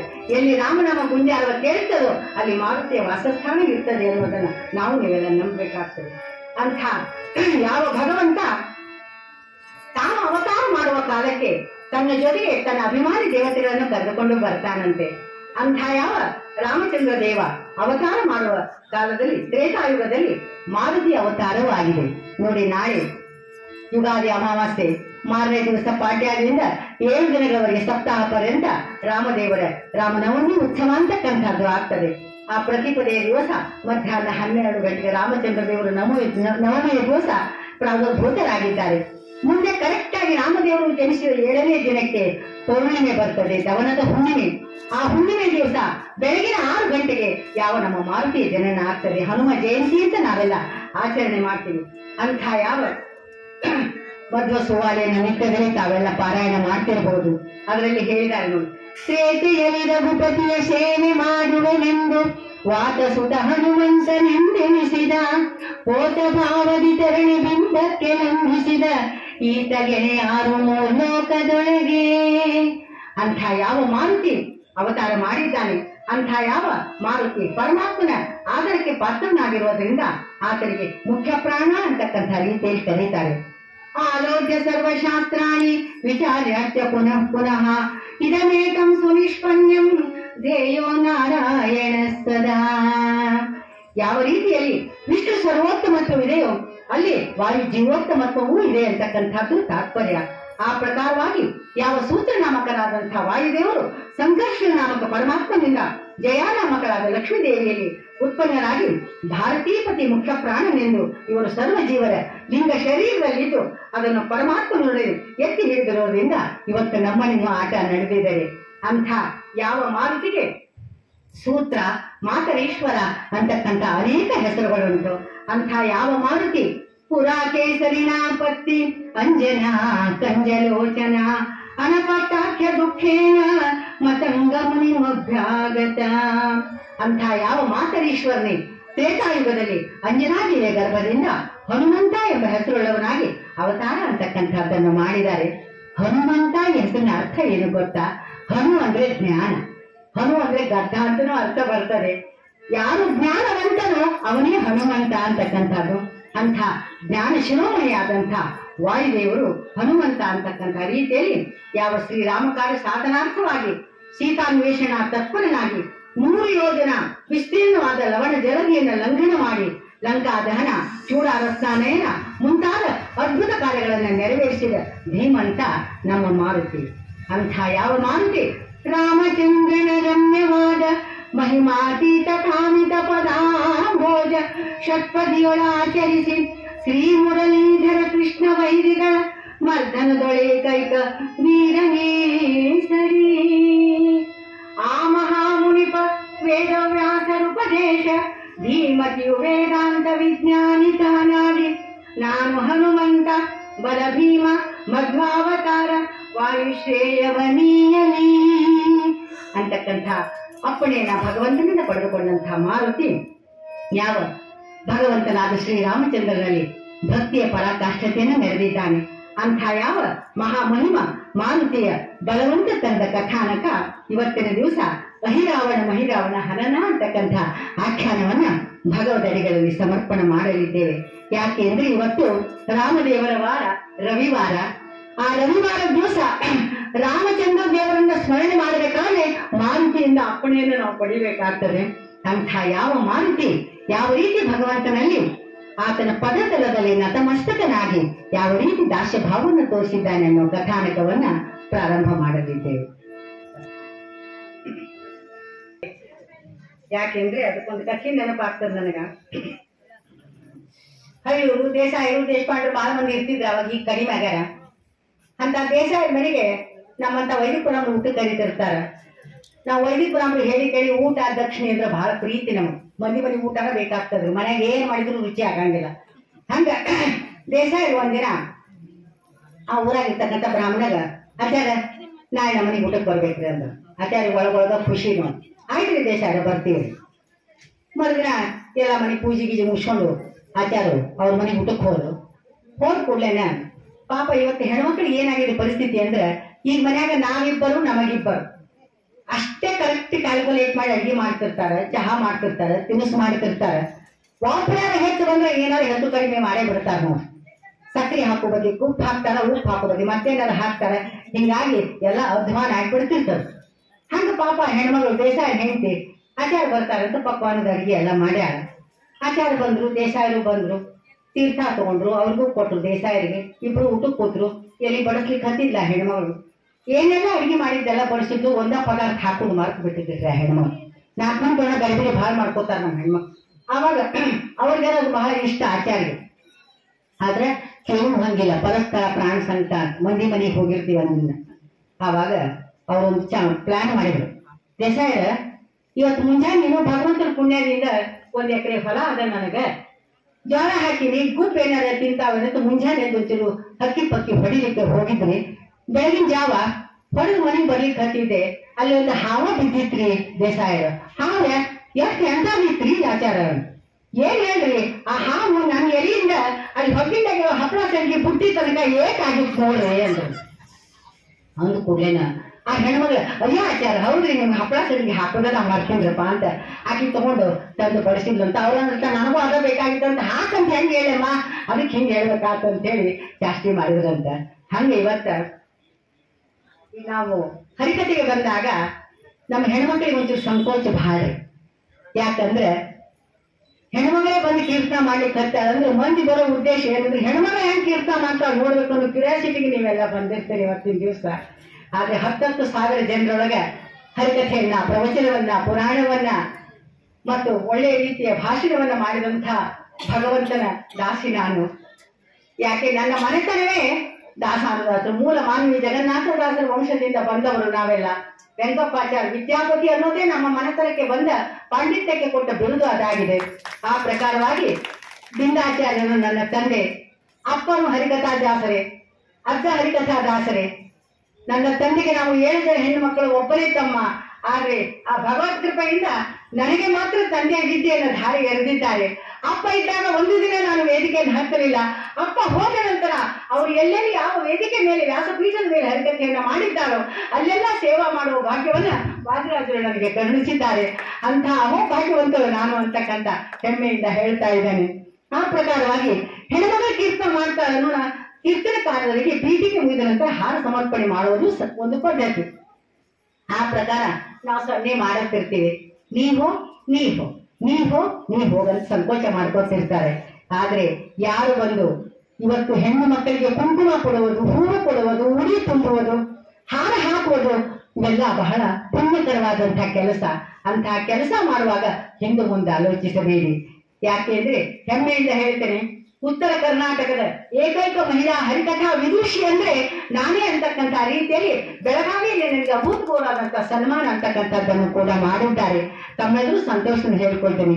ಹೆಣ್ಮಗಳು ಬಂದು ಕೂತಾಳಂತ ಕ್ಯೂರಿಯಾಸಿಟಿ ಮೇಲೆ ಅಲ್ಲೇ ಕೂಡಬೇಡಿ, ಬಂದು ಅವರಿಗೆ ಉಡಿ ತುಂಬುವುದು, ಹಾರ ಹಾಕುವುದನ್ನು ಮಾಡಿದ್ರೆ ನಿಮಗೆ ಬಹಳಷ್ಟು ಪುಣ್ಯ ಬರುತ್ತದೆ. ಪುಣ್ಯ ಸಾಧನೆ ಮಾಡ್ತಕ್ಕಂಥ ಒಂದು ಕೆಲಸ ಅದು ಅಂತಕ್ಕಂಥ ಮಾತನ್ನು ಹೇಳ್ತಾ ಕಥಾಭಾಗವನ್ನ ಮುಂದುವರಿಸೋಣ. ಇವತ್ತಿನ ದಿವಸ ವಾದಿರಾಜ ಗುರುಗಳ ಪೂರ್ವಾರಾಧನೆ. ವಾದಿರಾಜ ಸ್ವಾಮಿಗಳು ಅವರು ಭಾವಿ ಸಮೀರರು ಅಂತಕ್ಕಂಥದ್ದನ್ನ ತಾವೆಲ್ಲ ಕೇಳಿಪಟ್ಟಿದ್ದೀರಾ. ಅಂತ ಭಾವಿ ಸಮೀರರ ಪೂರ್ವ ಜನ್ಮದ ಹನುಮಂತನ ಕಥಾನಕವನ್ನ ಇವತ್ತು ನಾವು ಆಯ್ದುಕೊಂಡಿದ್ದೇವೆ. ಅಂತ ಯಾವ ವಾದಿರಾಜ ಗುರುಗಳ ಸ್ಮರಣೆಯನ್ನ ಮಾಡ್ತಕ್ಕಂಥದ್ದು ಇವತ್ತಿನ ದಿವಸ ನಮ್ಮ ನಿಮ್ಮೆಲ್ಲರ ಅತಿ ಕರ್ತವ್ಯವಾಗಿದೆ. ಯಾಕೆಂದ್ರೆ ಆ ಗುರುಗಳ ಶಕ್ತಿ ಕೊಟ್ಟರೆ ಮಾತ್ರ ನಿಮ್ಮ ಆಟ ನಡೆಯುವುದು. ಆ ಪ್ರಕಾರವಾಗಿ ವಾದಿರಾಜಗಳ ಮಹಿಮಾ ಎಂಥದ್ದನ್ನು ಒಂದು ಕೀರ್ತನೆಯಲ್ಲಿ ಅವರ ಸಮಸ್ತ ಚರಿತೆಯನ್ನು ಕೂಡ ಹೇಳಿ ಮುಂದೆ ಕಥಾಭಾಗವನ್ನು ಪ್ರಾರಂಭ ಮಾಡ್ತೇನೆ.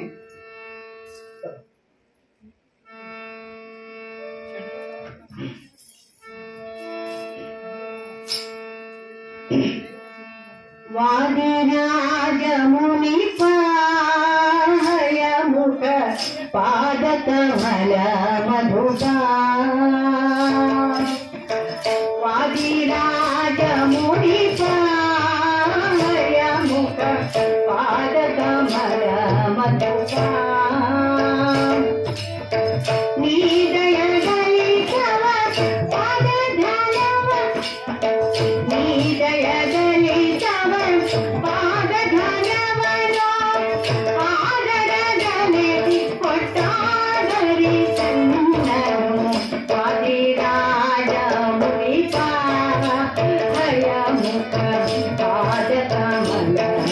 ಮಧುಪ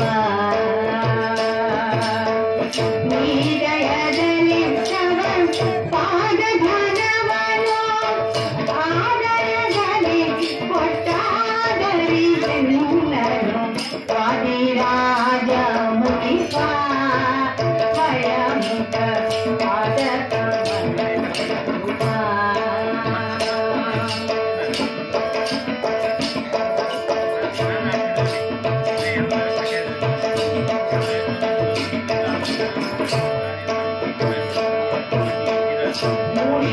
ಮೂಷಕವಿಲದಿಂದ ಉದರ ಪೋಷಕ ಬರಲು ಮೂಷಕವಿಲದಿಂದ ಉದರ ಪೋಷಕ ಬರಲು ಪಾದುಕೆ ಭಯದಿ ಮಾತನದೆ ಬರಲು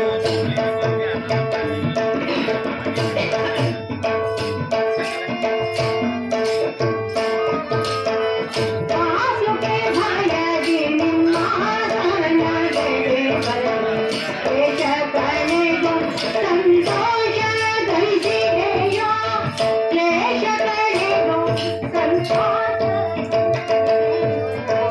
ವಾದಿರಾಜ ಮುನಿಪ ಹಯಮುಖ ಮಧುಪ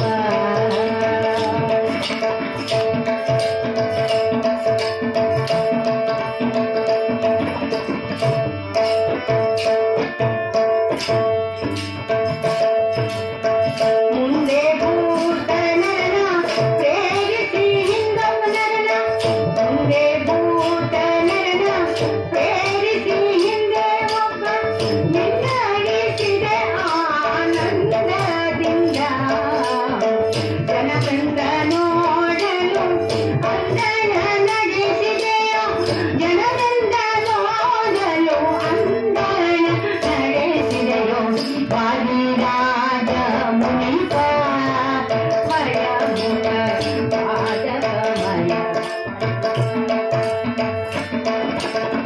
ವಾದಿರಾಜ ಮುನಿಪ ಹಯಮುಖ ಪಾದಕಮಲ ಮಧುಪ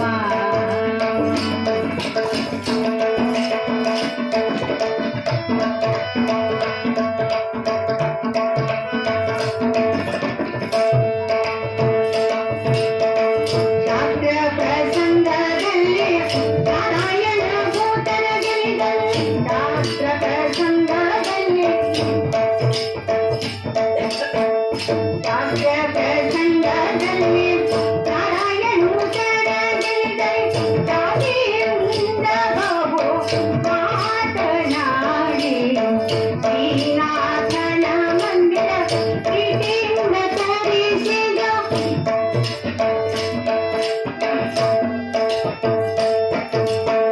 ಶ್ರೀನಾಥನ ಮಂದಿರ ಪ್ರೀತಿಯಿಂದ ತರಿಸಿದ ಶ್ರೀನಾಥನ ಮಂದಿರವ ಪ್ರೀತಿಯಿಂದ ತರಿಸಿದ ವಾದಿರಾಜ ಮುನಿಪ ಹಯಮುಖ ಪಾದಕಮಲ ಮಧುಪ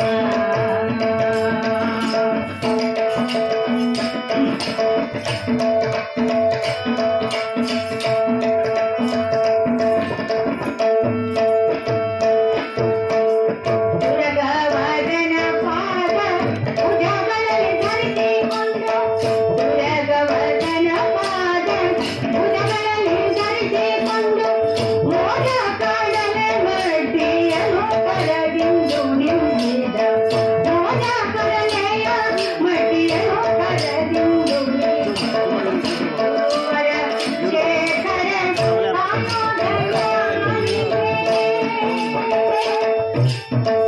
ಗುರುವರ ಶೇಖರ ಕಾಯೋದಯಾನಿಗೆ ಗುರುವರ ಶೇಖರ ಕಾಯೋದಯಾನಿಗೆ ವಾದಿರಾಜ ಮುನಿಪ ಹಯಮುಖ ಪಾದಕಮಲ ಮಧುಪ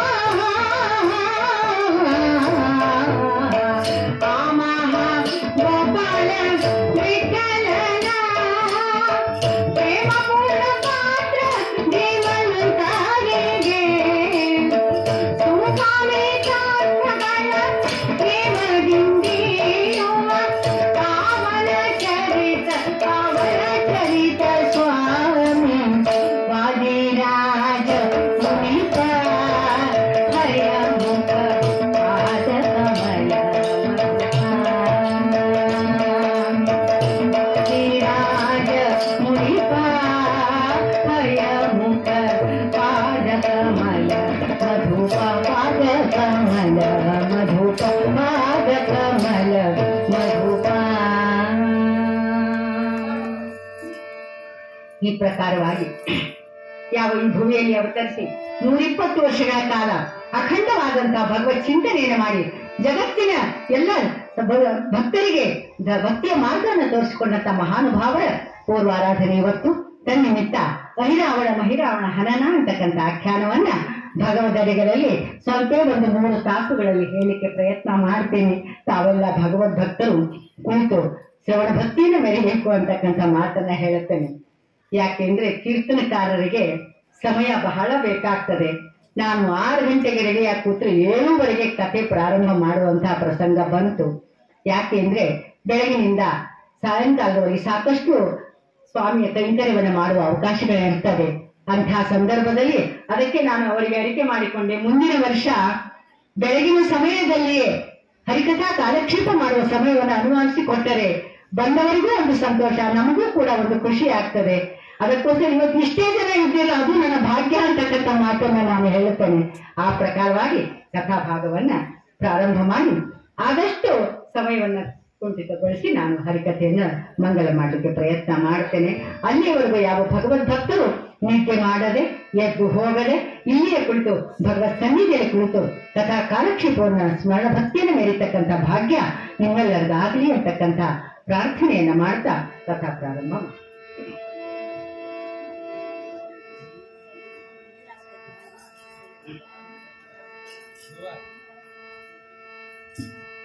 जय जय राम कृष्ण हरे, जय जय राम कृष्ण हरे, जय जय राम कृष्ण हरे, जय जय राम कृष्ण हरे.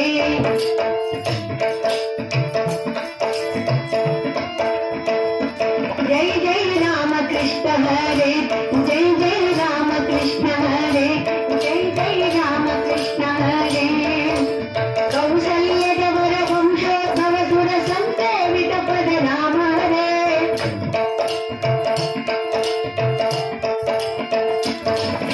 कौसल्यदवर वंशोद्भव सुर संसेवित पद राम हरे. संसाध्य सुरर ध्वंस दैदयु वंशोद्भव श्री कृष्ण हरे. राम हरे राम हरे राम हरे श्री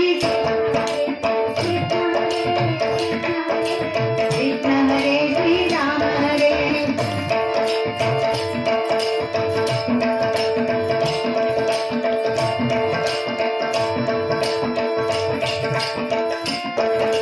मुनिवर रक्षक भंजर शिक्षक बड़िगर संगत राम हरे.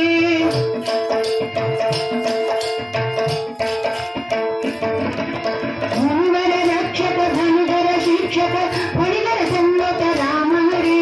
घनवर्णांग सुमन करोड़य श्री वनदासन पुत कृष्ण हरे. राम हरे राम हरे राम हरे श्री कृष्ण हरे. कृष्ण हरे कृष्ण हरे कृष्ण हरे श्री राम हरे. राम हरे श्री कृष्ण हरे कृष्ण हरे श्री राम हरे. भोला पुंडरी कवरन हरे विठ्ठल सीता कांत स्मरण जय जय श्री राम. ಹರಿಕಥಾ ಕಾಲಕ್ಷೇಪ ನಡೆಯುವ ಕಾಲದಲ್ಲಿ ಕಾಲಕಾಲಕ್ಕೆ ಭಗವನ್ ನಾಮ ಸಂಕೀರ್ತನೆ ಗುಂಜಾರವ ಕೇಳಬೇಕಾದ್ದು ನಮ್ಮ ಒಂದು ಅನುಭವ ಹಾಗೂ ಅದೊಂದು ಸಂಕಲ್ಪ. ಆ ಸಂದರ್ಭದಲ್ಲಿ ನಾವು ಭಜನೆಯನ್ನ ಮಾಡುವಾಗ ಉಳಿದಂತಹ ಪ್ರೇಕ್ಷಕ ವರ್ಗದಲ್ಲಿರ್ತ ಭಾಗವತೋತ್ತಮ ಭಕ್ತರಿಗೆಲ್ಲರಿಗೂ ಕೂಡ ಕೈ ಮಾಡ್ತಾನೇ ಇರ್ತೀವಿ. ನಮ್ಮ ಜೊತೆಗೆ ನೀವು ಧ್ವನಿಗೂಡಿಸಿ ರಾಮನಾಮ ಕೃಷ್ಣನಾಮ ಜಪವನ್ನು ಮಾಡಿ ಮಾಡಿ ಮಾಡಿ ಅಂತ ನೀವೆಲ್ಲ ಏನ್ ಹೇಳ್ತೀರಿ? ಕೀರ್ತನಕಾರ ನಿಮ್ಮನ್ನ ಕರೆಸಿರೋದಕ್ಕೆ ಕೀರ್ತನ ಮಾಡೋರು ನೀವು, ಭಜನೆ ಮಾಡೋರು ನೀವು, ಸುಮ್ಮ ಬಂದು ಕೂತು ಕೇಳಬೇಕಂತ ಬಂದೀವಿ. ಬಂದ್ರು ಎದ್ದು ಹೋಗಂದ್ರು ಅಂದ್ರೆ ನಮ್ಮ ಪರಿಸ್ಥಿತಿ ಬಹಳ ನಾಜೂಕಾಗ್ತದೆ.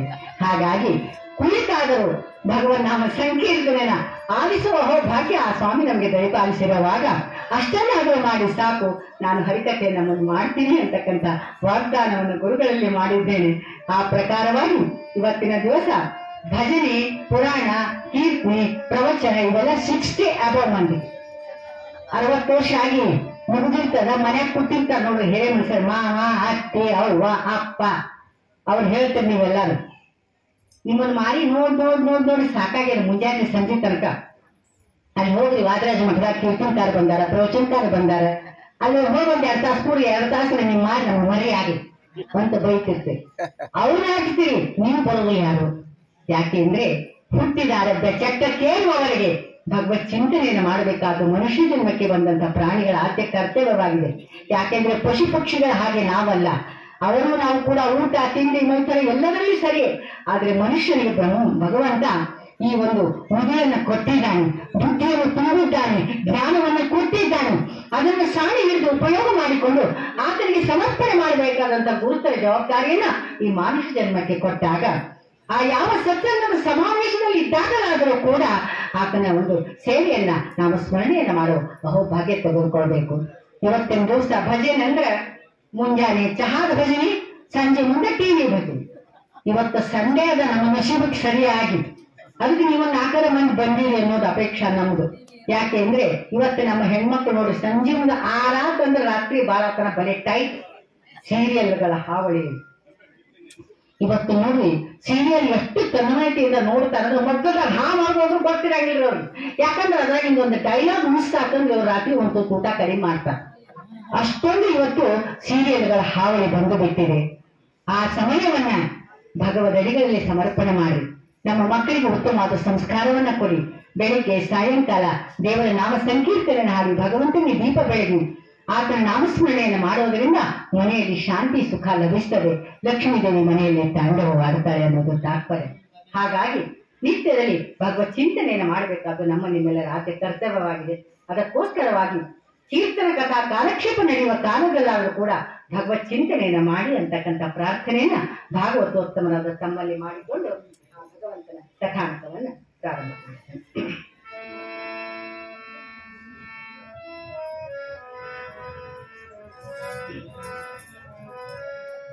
ಮಾರಮಣನ ತೋರೋ ಮಾರುತಿ, ಮಾರಮಣನ ತೋರೋ ಮಾರುತಿ, ಮನದಲ್ಲಿ ಹೊಳೆಯುತ ಮನದಲ್ಲಿ ಹೊಳೆಯುತ ಮಾರಮಣನ ತೋರೋ ಮಾರುತಿ, ಮಾರಮಣನ ತೋರೋ ಮಾರುತಿ.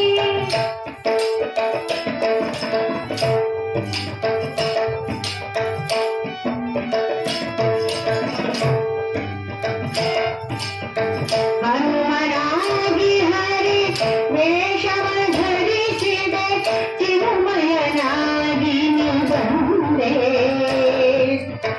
ಘನಮಹಿಮನೆ ಗಗನದಿ ಓಡುತ್ತ ರಾಣಿಯ ಕ್ಷೇಮವ ತಂದೆ,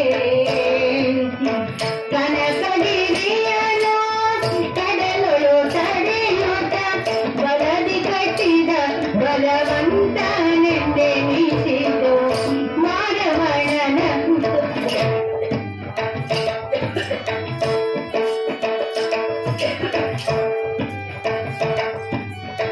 ಮಾರಮಣನ ತೋರೋ ಮಾರುತಿಯೇ, ಮಾರಮಣನ ತೋರೋ ಮಾರುತಿ.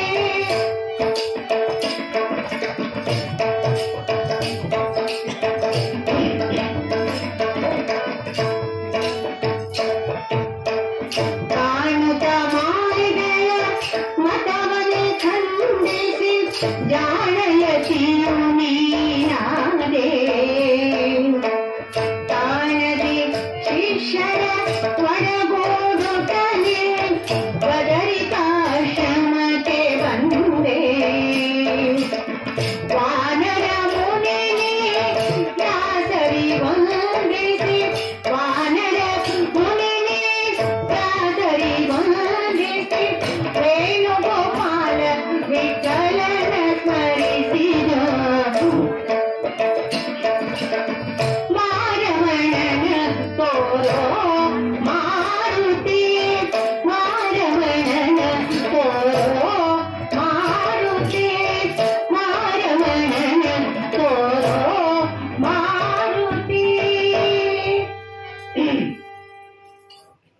ಮತ್ತು ರಾವಣರ ಯುದ್ಧ ನಡೆದ ಸಮಯ. ರಾವಣನ ಸೈನ್ಯ ಸೋತು ಸತ್ತಿದೆ. ಆಗ ರಾವಣ ಗಾಬರಿಯಾಗಿ ತನ್ನ ಮಂತ್ರಿಯನ್ನು ಕರೆಸಿ ಏನು ಮಾಡಬೇಕೆಂಬ ಚಿಂತೆಯಿಂದ ಅವನನ್ನು ಕೇಳ್ತಾನೆ. ಯಾವಾಗ ಹೇಳ್ತಾನೆ ನೋಡಿ, ಸರ್ವ ಬಂಧುಗಳ ಸಂಹರಿಸಿದರು, ಏನು ಮಾಡುವುದು ಮುಂದೆ? ಸಾರ ವಿಚಾರ ನರುಪುವುದು, ವೈರಿಯನ್ನು ಸಂಹರಿಸಲಿಕ್ಕೆ ಅಂತ ಕ್ಷಣಕ್ಕೆ ಆ ಮಂತ್ರಿಯನ್ನು ಕುರಿತು ವಿಚಾರ ಮಾಡಿದಾಗ ಬಹುತೇಕ ನಮಗೆ ಸೋಲು ಖಂಡಿತ ಅಂತಕ್ಕಂಥ ರೀತಿಯಲ್ಲಿ ಯಾವ ರಾವಣ ಮಂತ್ರಿಯನ್ನು ವಿಚಾರ ಮಾಡಿದಾಗ ಮಂತ್ರಿ ಹೇಳ್ತಾನೆ, ರಾಜ, ಗಂಗಾವತಿ ಪಟ್ಟಣ ಅಂತಿದೆ, ಅಲ್ಲಿ ಅಹಿಮಹಿ ಅಂತಕ್ಕಂಥ ರಾಜರಿದ್ದಾರೆ, ಅವರು ನನ್ನ ಸೋದರ ಸಂಬಂಧಿಯಾಗಬೇಕು, ಅವರನ್ನ ಕರೆಸಿ ಯುದ್ಧ ಮಾಡಿದರೆ ನಿನಗೆ ಜಯ ಸಿದ್ಧ ಅಂತಕ್ಕಂಥ ಮಾತನ್ನ ಹೇಳ್ತಾರೆ. ಯಾವಾಗ ಅವರ ಮಾತನ್ನ ಅಲ್ಲಿಯೇ ಇದ್ದಂತ ವಿಭೀಷಣ ಕೇಳ್ತಾನೆ. ಯಾವ ವಿಶ್ವಾವಸು ಕಲಿಕಸಿ ಅಂತಕ್ಕಂಥ ದಂಪತಿಗಳು, ವಿಶ್ವಾವಸು ಬ್ರಾಹ್ಮಣೋತ್ತಮ, ಕಲಿಕಸಿ ದೈತ್ಯ ಕನ್ಯೆ. ಆಗ ಇಂಟರ್ ಕಾಸ್ಟ್ ಮ್ಯಾರೇಜ್ ಆಕ್ಟ್ ಹೋಗ್ಯದು, ಅದಕ್ಕೆ ಈಗಿನವರನ್ನ ಅನುಕರಣೆ ಮಾಡ್ಲಿಕ್ಕೆ ಹತ್ತಾರೆ. ಅಂಥ ಯಾವ ದಂಪತಿಗಳಿಗೆ ರಾವಣ, ಕುಂಭಕರ್ಣ, ವಿಭೀಷಣ, ಶೂರ್ಪನಖ ಅಂತಕ್ಕಂಥ 4 ಜನ ಮಕ್ಕಳು. ಆ 4ರಲ್ಲಿ ರಾವಣ, ಕುಂಭಕರ್ಣ, ಶೂರ್ಪನಖ ಇಬ್ಬರು ತಾಯಿಯ ದೈತ್ಯ ಗುಣಗಳನ್ನೇ ಅಳವಡಿಸಿಕೊಂಡಿದ್ದಾರೆ. ವಿಭೀಷಣ ಮಾತ್ರ ಆ ತಾಯಿಯ ಗರ್ಭದಲ್ಲಿ ಹುಟ್ಟಿದ್ರು ಕೂಡ ಅಂತರದಲ್ಲಿ ರಾಮಚಂದ್ರ ದೇವರ ಪರಮ ಭಕ್ತನಾಗಿ ವ್ಯಕ್ತಿದ್ದಾನೆ. ಅಂಥ ಯಾವ ವಿಭೀಷಣ ಈ ಮಾತನ್ನ ಕೇಳಿದ ಕ್ಷಣಕ್ಕೆ ಗಾಬರಿಯಾಗಿ ಒಬ್ಬ ಗುಪ್ತಚರನನ್ನ ಕರೆದು ಈ ಸುದ್ದಿಯನ್ನ ರಾಮಚಂದ್ರನ ತಂಡದಲ್ಲಿ ಹೋಗಿ ಹೇಳಲಿಕ್ಕೆ ಕೊಟ್ಟು ಕಳಿಸುತ್ತಾನೆ. ಹೇರ ಗುಪ್ತಾಯೇ ಕಹೆ ಅಹಿಮಹಿ ಆವುತ ಲಂಕಾಪುರಕೋ ಅಂತಕ್ಕಂಥ ರೀತಿಯಲ್ಲಿ ಹೇಳಿದಾಗ ಅದೇ ಸಮಯಕ್ಕೆ ನಾರದರು ಅಲ್ಲಿಗೆ ಬರ್ತಾರೆ. ರಾಮಚಂದ್ರನಿಗೆ ಸುದ್ದಿ ಮುಟ್ಟಿಸಲು ಅವರು ಕೂಡ ಬಹಳಷ್ಟು ವೇಗದಿಂದ ಹೊರಟಿದ್ದಾರೆ. ಯಾವ ಶ್ರೀರಾಮಚಂದ್ರ ದೇವರ ಧ್ಯಾನ ಮಾಡುತ್ತಾ ನಾರದ ಮಹರ್ಷಿಗಳು ತ್ರಿಲೋಕ ಸಂಚಾರಿಗಳು ಅಂತ ಹೇಳುತ್ತಾರೆ.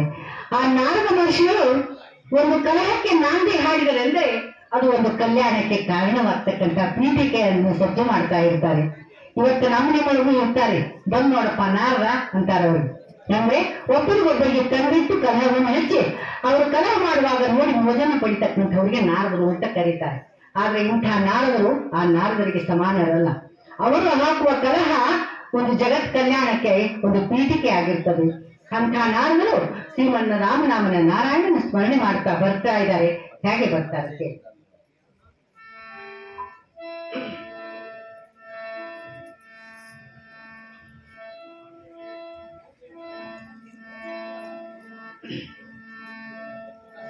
ದಯಮಾಡಿ, ನನಗೆ ಪರೀಕ್ಷಾ ಕಾಲ, ಬಾಯಿ ತುಂಬಾ ನೋವಾಗಿದೆ ನನಗೆ, ಹಾಗಾಗಿ ಸ್ವಲ್ಪ ತೊಂದರೆ ಆಗ್ತಾ ಇದೆ.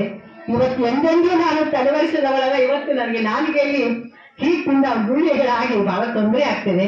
ಆತನಿಗೆ ನಾನು ಬೇಡಿಕೊಂಡಿದ್ರಪ್ಪ, ನಿನ್ನ ಸೇವೆಗೆ ಕರೆಸಿಕೊಂಡಿದ್ಯಾ, ಸೇವೆ ತೆಗೆದುಕೊಳ್ಳೋ ಭಾರ ನಿನ್ನದು, ನಂದೇ ಇರೋದು ಸ್ವಾಮಿ, ನಿಂದೇ ಇದೆಲ್ಲವೂ ನಂದನಂದನ ಗೋವಿಂದ ಅಂತಕ್ಕಂಥ ರೀತಿಯಲ್ಲಿ ಭಗವತ್ ಚಿಂತನೆಯಲ್ಲಿ ಪ್ರಾರ್ಥನೆ ಮಾಡಿ ವಾಯುದೇವರಾದಂಥ ಯಾವ ನಮ್ಮ ವಾಯುರಾಜ ಗುರುಗಳಲ್ಲಿ ಪ್ರಾರ್ಥನೆ ಮಾಡಿಕೊಂಡು ನಾನು ವೇದಪೀಠವನ್ನ ವ್ಯಾಸಪೀಠವನ್ನ ಇಲ್ಲಿ ಹತ್ತಿದ್ದೇನೆ. ಆ ಪ್ರಕಾರವಾಗಿ ನಾರದ ಮಹರ್ಷಿಗಳು ಯಾವ ರೀತಿ ಭಗವತ್ ಚಿಂತನೆಯನ್ನ ಮಾಡ್ತಾ ನಾಮಸ್ಮರಣೆ ಮಾಡ್ತಾ ಬರ್ತಾರೆ ನೋಡಿ. ನಾರಾಯಣತೆ ನಮೋ ನಮೋ,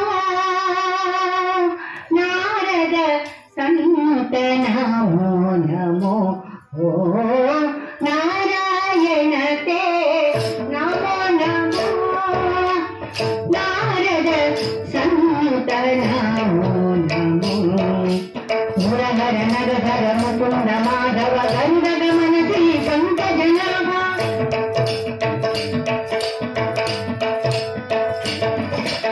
ಮುರಹರ ನರಧರ ಮುಕುಂದ ಮಾಧವ ಗಂಧ ಗಮನ ಶ್ರೀ ಪಂಕಜನಾಭ, ಪರಮ ಪುರುಷ ಭವ ಭಂಜನ ಕೇಶವ, ಪರಮ ಪುರುಷ ಭವ ಭಂಜನ ಕೇಶವ, ನರ ಮೃಗ ಶರೀರ ನಮೋ ನಮೋ, ನಾರಾಯಣತೆ ನಮೋ ನಮೋ, ನಾರದ ಸಂತ ನಮೋ ನಮೋ, ಆದಿದೇವ ಸಕಲಾಗಮ ಪೂಜಿತ ಯಾದವ ಕುಲ ರೂಪ, ಆದಿದೇವ ಸಕಲಾಗಮ ಪೂಜಿತ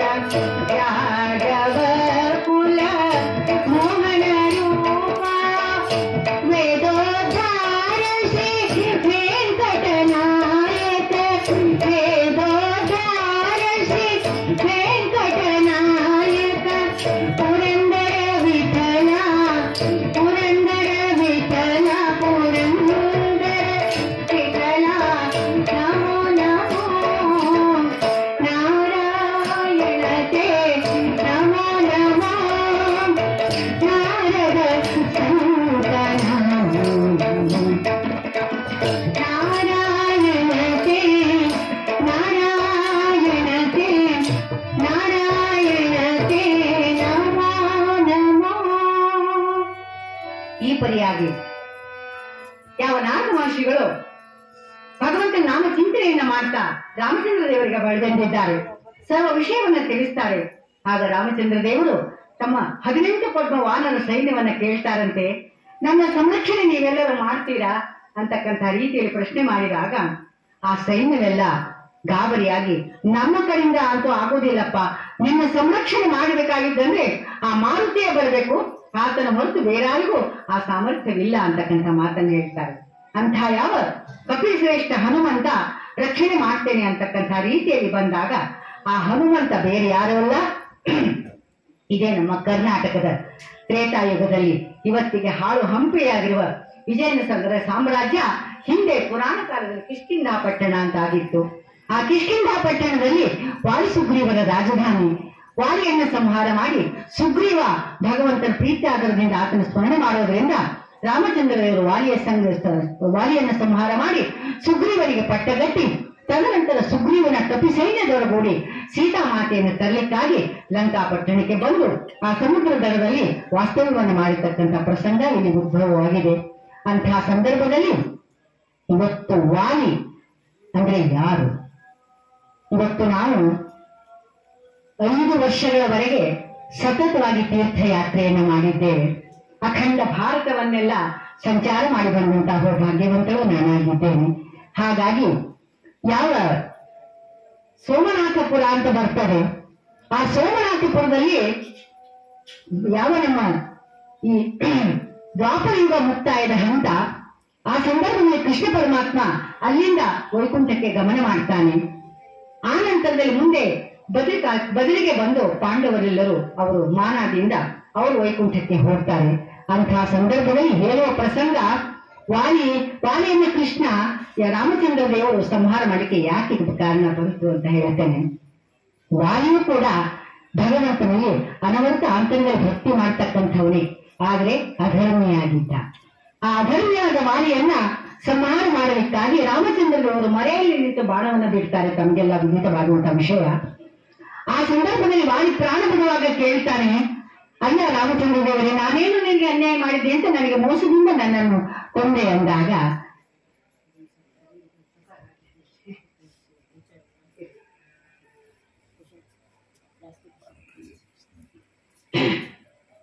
ಆಗ ವಾಲಿಗೆ ರಾಮಚಂದ್ರ ದೇವರು ಮಾತನ್ನು ಕೊಡ್ತಾರೆ, ಎಲೆ ವಾಲಿ, ಈ ಸಂದರ್ಭದಲ್ಲಿ ನಿನ್ನ ಅಧರ್ಮ ಕಾರ್ಯಕ್ಕಾಗಿ ನಿನ್ನನ್ನು ಸಂಹಾರ ಮಾಡುವುದು ನನ್ನ ಸಂಕಲ್ಪ.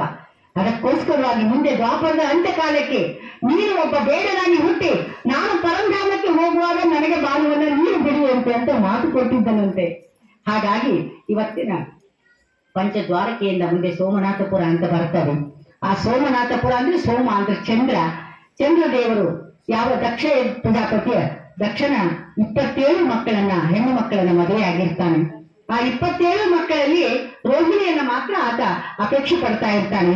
ಉಳಿದ 26 ಹೆಣ್ಣಂದ್ರನ್ನ ನೋಡ್ತಾನೆ ಇರೋದಿಲ್ಲ. ಅವರೆಲ್ಲ ತಂದೆ ಬಳಿಗೆ ಬಂದು ತಮ್ಮ ದುಃಖವನ್ನ ತೋಡಿಕೊಂಡಾಗ ಆಗ ದಕ್ಷ ಬ್ರಹ್ಮ ಆತನಿಗೆ ಶಾಪವನ್ನ ಕೊಡ್ತಾನೆ. ನನ್ನ 27 ಮಕ್ಕಳನ್ನ ಸಮನಾಗಿ ನೀನು ನೋಡ್ಲಿಲ್ಲ, ಯಾಕೆಂದ್ರೆ ನಿನ್ನ ಸೌಂದರ್ಯ ನಿನ್ನ ಅಷ್ಟೈಶ್ವರ್ಯಕ್ಕೆ ನಿನಗೆ ಸೊಕ್ಕು ಬಂದಿದೆ, ಅದಕ್ಕೋಸ್ಕರ ಅವೆಲ್ಲ ನಾಶವಾಗಿ ನಿನಗೆ ಕುಷ್ಠರೋಗ ಬರಲಿ ಅಂತಕ್ಕಂಥ ಶಾಪ ಕೊಟ್ಟಿದ್ದಾನೆ ದಕ್ಷ ಬ್ರಹ್ಮ. ಆ ಶಾಪದಿಂದ ಅದನ್ನು ಯಾವ ರೀತಿ ವಿಶಾಪ ಮಾಡಿಕೊಳ್ಬೇಕು ಅನ್ನೋದು ತಿಳಿಯದೆ 3 ಲೋಕ ಅಡ್ಡಾಡಿ ಬಂದ್ರು ಯಾವ ಬ್ರಹ್ಮ ವಿಷ್ಣು ಮಹೇಶ್ವರು ದಕ್ಷ ಬ್ರಹ್ಮನ ಶಾಪದಿಂದ ನಿನ್ನನ್ನು ಉಶಾಪ ಮಾಡ್ಲಿಕ್ಕೆ ನಮ್ಗೆ ಸಾಧ್ಯ ಇಲ್ಲ, ಹೋಗು ಅಂದಾಗ ಇದೇ ಸೋಮನಾಥಪುರಕ್ಕೆ ಬಂದು ಅಲ್ಲಿ ಈಶ್ವರನನ್ನ ಪ್ರತಿಷ್ಠಾಪನೆ ಮಾಡಿ ಆ ಸೋಮನಾಥೇಶ್ವರ, ಸೋಮ ಅಂದ್ರೆ ಚಂದ್ರ ಮಾಡಿದಂತ ಈಶ್ವರ ಪ್ರತಿಷ್ಠಾಪನೆಗೆ ಆ ಪ್ರದೇಶಕ್ಕೆ ಸೋಮನಾಥಪುರ ಅಂತ ಹೆಸರು ಬಂದಿದೆ. ಅಂತಹ ಸೋಮನಾಥಪುರದಲ್ಲಿ ನಮ್ಮ ಕೃಷ್ಣ ಪರಮಾತ್ಮನಿಗೆ ವಾಲಿ ರಾಜನಾಗಿ ಆತನ ಪಾದಕ್ಕೆ ಬಾಣವನ್ನು ಬಿಟ್ಟು ಕೃಷ್ಣ ಪರಂಧಾಮಕ್ಕೆ ಹೋದಂತಹ ಪವಿತ್ರವಾದ ಸ್ಥಳ ಅಲ್ಲಿದೆ. ಹೇಳುವ ತಾತ್ಪರ್ಯ ಇಷ್ಟೇ, ವಾಲಿಯನ್ನು ಮೋಸದಿಂದ ಕೊಂದದ್ದಕ್ಕಾಗಿ ಕೃಷ್ಣ ಪರಮಾತ್ಮ ಅಲ್ಲಿ ಆತನಿಗೆ ವರವನ್ನ ಕೊಟ್ಟಿದ್ದಾನೆ. ಇವತ್ತಿಗೂ ಕೂಡ ಅಲ್ಲಿ ಕೃಷ್ಣ ಪರಮಾತ್ಮ ಯಾವ ವೃಕ್ಷದ ಕೆಳಗಡೆ ಕುಳಿತುಕೊಂಡು ಅಲ್ಲಿಂದ ಪರಂಧಾಮಕ್ಕೆ ಹೋದನೋ ಆ ವೃಕ್ಷ ಇವತ್ತಿಗೂ ಇದೆ ಕಂಡ್ರಪ್ಪ. ಆ ವೃಕ್ಷಕ್ಕೆ ಮಂಗಳಾರತಿ ಆಗ್ತದೆ, ಆ ಬೇಡನಿಗೆ ಮಂಗಳಾರತಿ, ಕೃಷ್ಣ ಪರಮಾತ್ಮನಿಗೆ ಮಂಗಳಾರತಿ. ಅಲ್ಲಿಯೂ ಕೂಡ ಬಲರಾಮ ದೇವರು ತಮ್ಮ ಮೂಲ ರೂಪ ಶೇಷ ರೂಪದಿಂದ ಅವರು ಕೂಡ ವೈಕುಂಠಕ್ಕೆ ಗಮನ ಮಾಡುವಂತಹ ಪವಿತ್ರ ಕ್ಷೇತ್ರ ಅದಾಗಿದೆ. ಹಾಗಾಗಿ ಅಂತಹ ವಾಲಿಯನ್ನ ಅಧರ್ಮಿ ಆದದ್ದರಿಂದ ಆತ ಕೊಂದಾನೆ. ಆ ಪ್ರಕಾರವಾಗಿ ಯಾವ ಹಂತ ನಮ್ಮ ಧೀಮಂತ ವಾಯು ಸುಗ್ರೀವರ ರಾಜಧಾನಿಯಲ್ಲಿ ಹನುಮಂತ ಅಲ್ಲಿ ಪ್ರಾದುರ್ಭೂತನಾಗಿದ್ದಾನೆ. ಆ ರಾಮಚಂದ್ರನಿಯನ್ನ ನಿಜವಾಗಿ ಅಂತರದಲ್ಲಿ ಸ್ಮರಣೆ ಮಾಡತಕ್ಕಂಥ ಯಾವ ನಮ್ಮ ಮಾರುತಿ ಸ್ವಾಮಿ ಬಂದಾಗ ಆತನ ಸೇವೆಗಾಗಿ ಸೀತಾ ಆಕೆಯನ್ನು ಹುಡುಕಾಟಕ್ಕಾಗಿ ಸಮುದ್ರ ಲಂಘನ ಮಾಡಿ ರಾವಣನ ಪ್ರದೇಶಕ್ಕೆ ಎಲ್ಲರೂ ಬಂದು ನಿಂತಿದ್ದಾರೆ. ಆ ಪ್ರಕಾರವಾಗಿ ನಿಂತಾಗ ಯಾರೂ ಸಹಿತ ನಿನ್ನನ್ನು ಕಾಪಾಡಲಿಕ್ಕೆ ಸಾಧ್ಯ ಇಲ್ಲ ಅಂದಾಗ ಅಂಥ ಯಾವ ಹನುಮಂತ ತನ್ನ ಬಾಣದಿಂದಲೇ ಒಂದು ದೊಡ್ಡದಾದ ಕಿಲ್ಲೆಯನ್ನು ನಿರ್ಮಾಣ ಮಾಡಿದ್ದಾನೆ ನೋಡಿ. ಉಚ್ಚಾರ ಅಂತ ಕೂಗಿದ ಕ್ಷಣಕ್ಕೆ ಬಾಣದಿಂದ ಕಿಲ್ಲೆ ಒಂದು ದೊಡ್ಡದಾಗಿ ಅಲ್ಲಿ ಉದ್ಭವ ಆಗಿಬಿಟ್ಟಿದೆ. ಆ ಕಿಲ್ಲೆಯೊಳಗೆ ಎಲ್ಲ ವಾನರ ಸೈನ್ಯ ರಾಮಲಕ್ಷ್ಮಣರನ್ನು ಕುಳ್ಳಿಸಿ ತಾನು ಮೇಲೆ ಕುಳಿತುಕೊಂಡು ರಾಮನಾಮ ಭಜನೆಯನ್ನ ಮಾಡ್ತಾ ಇದ್ದಾನೆ ಯಾವ ನಮ್ಮ ಮಾರುತಿ. ಶ್ರೀರಾಮ್ ಜೈ ರಾಮ್ ಜೈ ಜೈ ರಾಮ್, ಶ್ರೀರಾಮ್ ಜೈ ರಾಮ್ ಜೈ ಜೈ ರಾಮ್.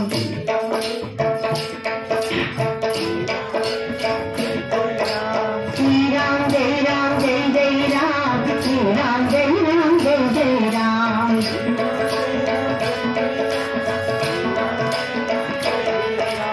ಶ್ರೀರಾಮ್ ಜೈ ರಾಮ್ ಜೈ ಜೈ ರಾಮ್, ಶ್ರೀರಾಮ್ ಜೈ ರಾಮ್ ಜೈ ಜೈ ರಾಮ್.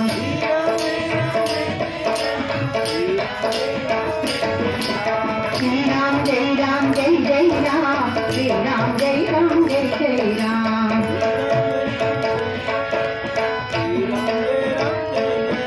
बोला पुंडलीक वरद हरे विठ्ठल, सीताकांत स्मरण जय जय ಶ್ರೀರಾಮ್.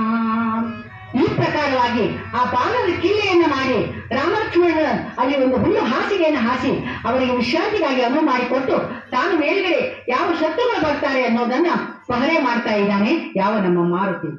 ರಾಮ ಲಕ್ಷ್ಮಣರನ್ನು ವಿನಯ ಪುಲ್ಲಾಸಿಕೆಯೋಳ್ ಮಲಗಿಸಿ ತಾನು ವಾಯುಮಂಡಲದಿ ವೀರಧ್ವಜ ಪತಾಕೆಯನ್ನು ಪಿಡಿದು ದೇಶಾಭಿಮಾನವೇ ಮೂರ್ತಿವೆತ್ತಂತೆ ವೀರಾಸದಿ ಕುಳಿತು ಹುಂಕರಿಸಿದರು ಭೂಗಗನಾದರುವಂತೆ. ನೋಡಿ, ಮೊದಲೇ ಭೀಮಕಾಯ ಭಗವಂತ ಮಾರುತಿರಾಯ ಆತನ ಪರಾಕ್ರಮಕ್ಕೆ ಸಾಠಿಯೇ ಇಲ್ಲ ಅಂತ ಅಂತಹ ಪರಾಕ್ರಮಿ ನಮ್ಮ ಮಾರುತಿ ಅಲ್ಲಿ ರಾಮಲಕ್ಷ್ಮಣರನ್ನ ಕಾಯಲಿಕ್ಕಾಗಿ ಕುಳಿತುಕೊಂಡಿದ್ದಾನೆ. ಇವತ್ತ ಪರಾಕ್ರಮ ಅಂತ ಅಂದ್ಕೂಡ್ಲೆ ನೋಡಿ ಒಂದು ಮಾತು ನೆನಪಿಗೆ ಬರ್ತದ. ಇವತ್ತು ಕೂಡ ನಮ್ಮಲ್ಲಿ ಪರಾಕ್ರಮಿಗಳ ಮಧ್ಯದಲ್ಲಿ ಇದ್ದಾರೆ. ಹೆಂಗಂದ್ರ ಇಬ್ಬರು ಗಂಡ ಹೆಂಡತಿ ಇದ್ರಂತ, ಇಬ್ಬರು ನೌಕರಿಗೆ ಹೋಗೋರು, ರವಿವಾರ ಒಂದೇ ಸೂಟಿ. ಆ ಸೂಟಿ ದಿನ ಪಾಪ ಇವರು ದೀಪ ಹಚ್ಕೊಂಡು ಹುಟ್ಟ್ಯಾರ, ಆರಾಮ್ಸು ಪೇಪರ್ ಓದ್ಕೊತ ಕಾಫಿ ಕುಡ್ಕೊತ ಟೀ ಕುಡ್ಕೊತ ಟೈಮ್ ಪಾಸ್ ಮಾಡ್ತಿರ್ತಾರೆ. ಆ ಹೆಣ್ಣು ಮಗಳು ಮನೆಯ ಎಲ್ಲ ವಾರದ ಕೆಲಸವನ್ನ ಮಾಡ್ತಾ ಮಾಡ್ತಾ ಮಾಡ್ತಾ ಸ್ವಲ್ಪ ಮನೆಯೊಳಗಿನ ಅಲ್ಲೇ ಇಲ್ಲೇ ಜೀಡಿ ಝಾಡ್ಸೋದು ಸ್ವಚ್ಛ ಮಾಡೋದು ಮಾಡ್ಲಿಕ್ಕೆ ಹತ್ತಿದ್ದು. ಅಡಿಗೆ ಮನೆ ಮ್ಯಾಲೆ ಝಾಡ್ಸೋ ಮುಂದೆ ಜಂಟಿಯಿಂದ ಬಾಪಡ್ಕೊಂಡು ಕಬ್ಬಿನ ಚೋಳ್ತಾರು ಆಗ್ತಂತ ಬಿತ್ರಪ್ಪ ಒಳ್ಳೆಯ ಚೋಳ ಅಂತ ಕಾಪ ಹೆಣ್ಮಗಳು ಗಾಬರಿ ಹಿಂದಕ್ಕೆ ಸರಲು ಸರ್ ಕೂಡ ಗಂಡ ಒಳಗ ಹಾಲಿನ ಪೇಪರ್ ಓದ್ಕೊತ ಕೊಟ್ಟಿದ್ರು.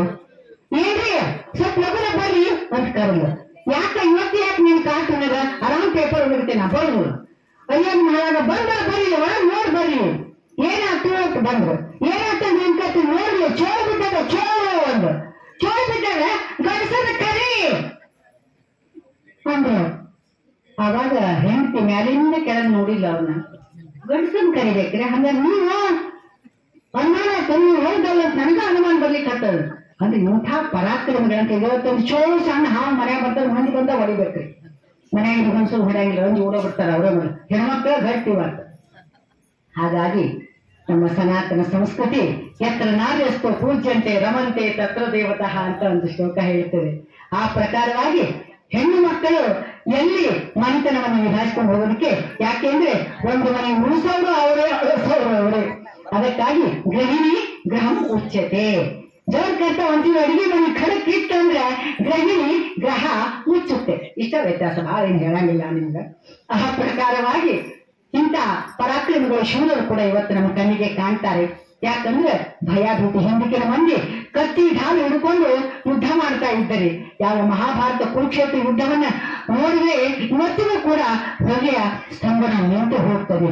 ಅಂಥ ಮಹಾಪರಾಕ್ರಮಿಗಳು ಯಾರು ನಮ್ಮ ಭೀಮಸೇನದೇವರು, ಅರ್ಜುನ, ಪಾಂಡವರೆಲ್ಲರೂ ಕೂಡ 7 ಅಕ್ಷೋಹಿಣಿ ಸೈನ್ಯ ಪಾಂಡವರಿಗೂ, 11 ಅಕ್ಷೋಹಿಣಿ ಸೈನ್ಯ ಕೌರವರಿಗೂ, 11, 7, 2 ಬಸ ಸಂಖ್ಯೆ ಅವೆರಡೂ ಸೇರಿದಾಗ 18 ಸಮಸಂಖ್ಯೆಯಾಗಿ 18 ದಿನ 18 ಪರ್ವದ ಮಹಾಭಾರತ ಯುದ್ಧ ಆಗಿದೆ.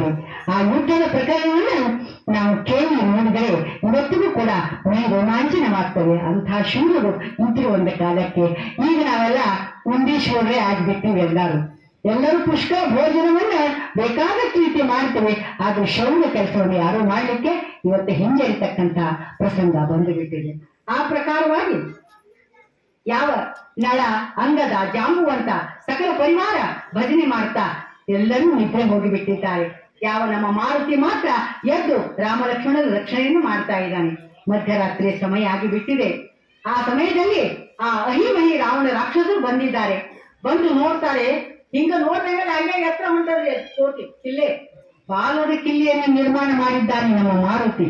ಹುಚ್ಚ ಅಂದ್ರೆ ಸಾಕು, ಬಾಲ ಬೆಳೀತಾ ಇತ್ರಿ ಅವನು.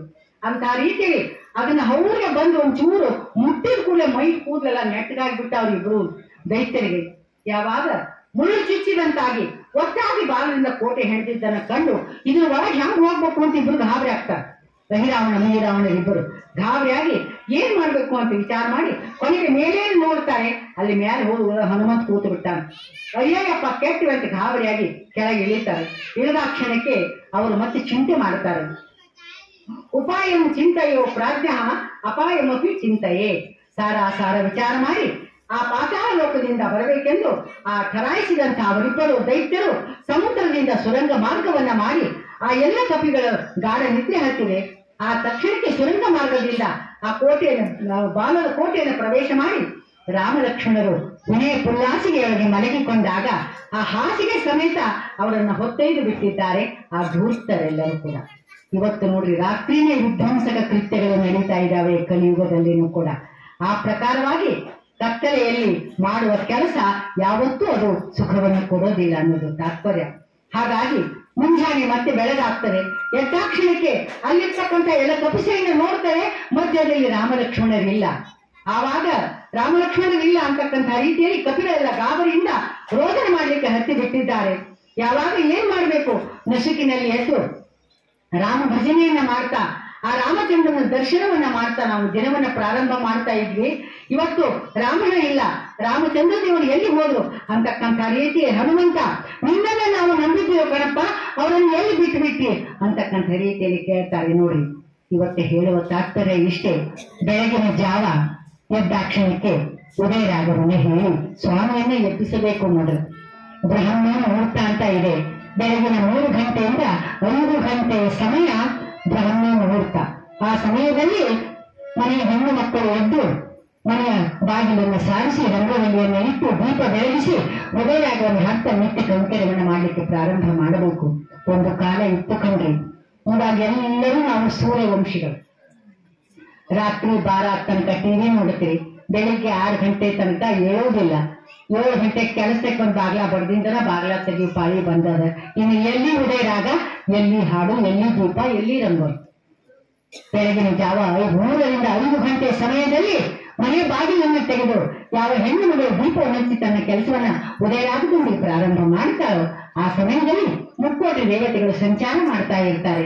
ಆ ಸಂಚಾರ ಮಾಡ್ತಕ್ಕಂಥ ಯಾವ ಮನೆಯ ಬಾಗಿಲು ತೆಗೆದು ದೀಪ ಬೆಳಗ್ತಾ ಇರ್ತದೋ ಆ ಮನೆಯಲ್ಲಿ ದೇವತೆಗಳ ಪ್ರವೇಶವಾಗ್ತದೆ ಅನ್ನೋದು ಒಂದು ರೀತಿ. ಆ ಪ್ರಕಾರವಾಗಿ ಅಂತಹ ಸಮಯವನ್ನ ಎಲ್ಲರೂ ನಾವು ಆ ಸಮಯದಿಂದ ವಂಚಿತರಾಗಿದ್ದೇವೆ. ಇವತ್ತು ಬೆಳಗಿನ ಜಾವ ಎದ್ದಾಕ್ಷಣಕ್ಕೆ ಏನು ಲಕ್ಷ್ಮೀ ಏನು ಶ್ರೀ ವೆಂಕಟೇಶ ವೆಂಕಟೇಶ. ನಮ್ಮ ಮೂಲಭಾಗಿ ಶ್ರೀಪಾದರಾಜರು ಬೆಳಗು ಜಾವದಿ ಬಾರೋ ಹರಿ ನಿನ್ನ ಚರಣ ತೊಳೆದು ಜಲವ ಪಾನ ಮಾಡುವೆನಯ್ಯ. ಬೆಳಗು ಜಾವದಿ ಬಾರೋ ಹರಿ ನಿನ್ನ ಚರಣ ತೊಳೆದು ಜಲವ ಪಾನ ಮಾಡುವೆನಯ್ಯ. ಬೆಳಗು ಜಾವದಿ ಬಾರೋ ಹರಿ. ಬೆಳಗಿನ ಜಾವ ಶ್ರೀಪಾದರಾಜರು ಹರಿಯನ್ನ ಕರೆದು ಅವರ ಪಾದವನ್ನು ಕರೆದು ಅದನ್ನು ತೀರ್ಥವಾಗಿ ಅವರು ತೆಗೆದುಕೊಂಡಿರ್ತಾರೆ.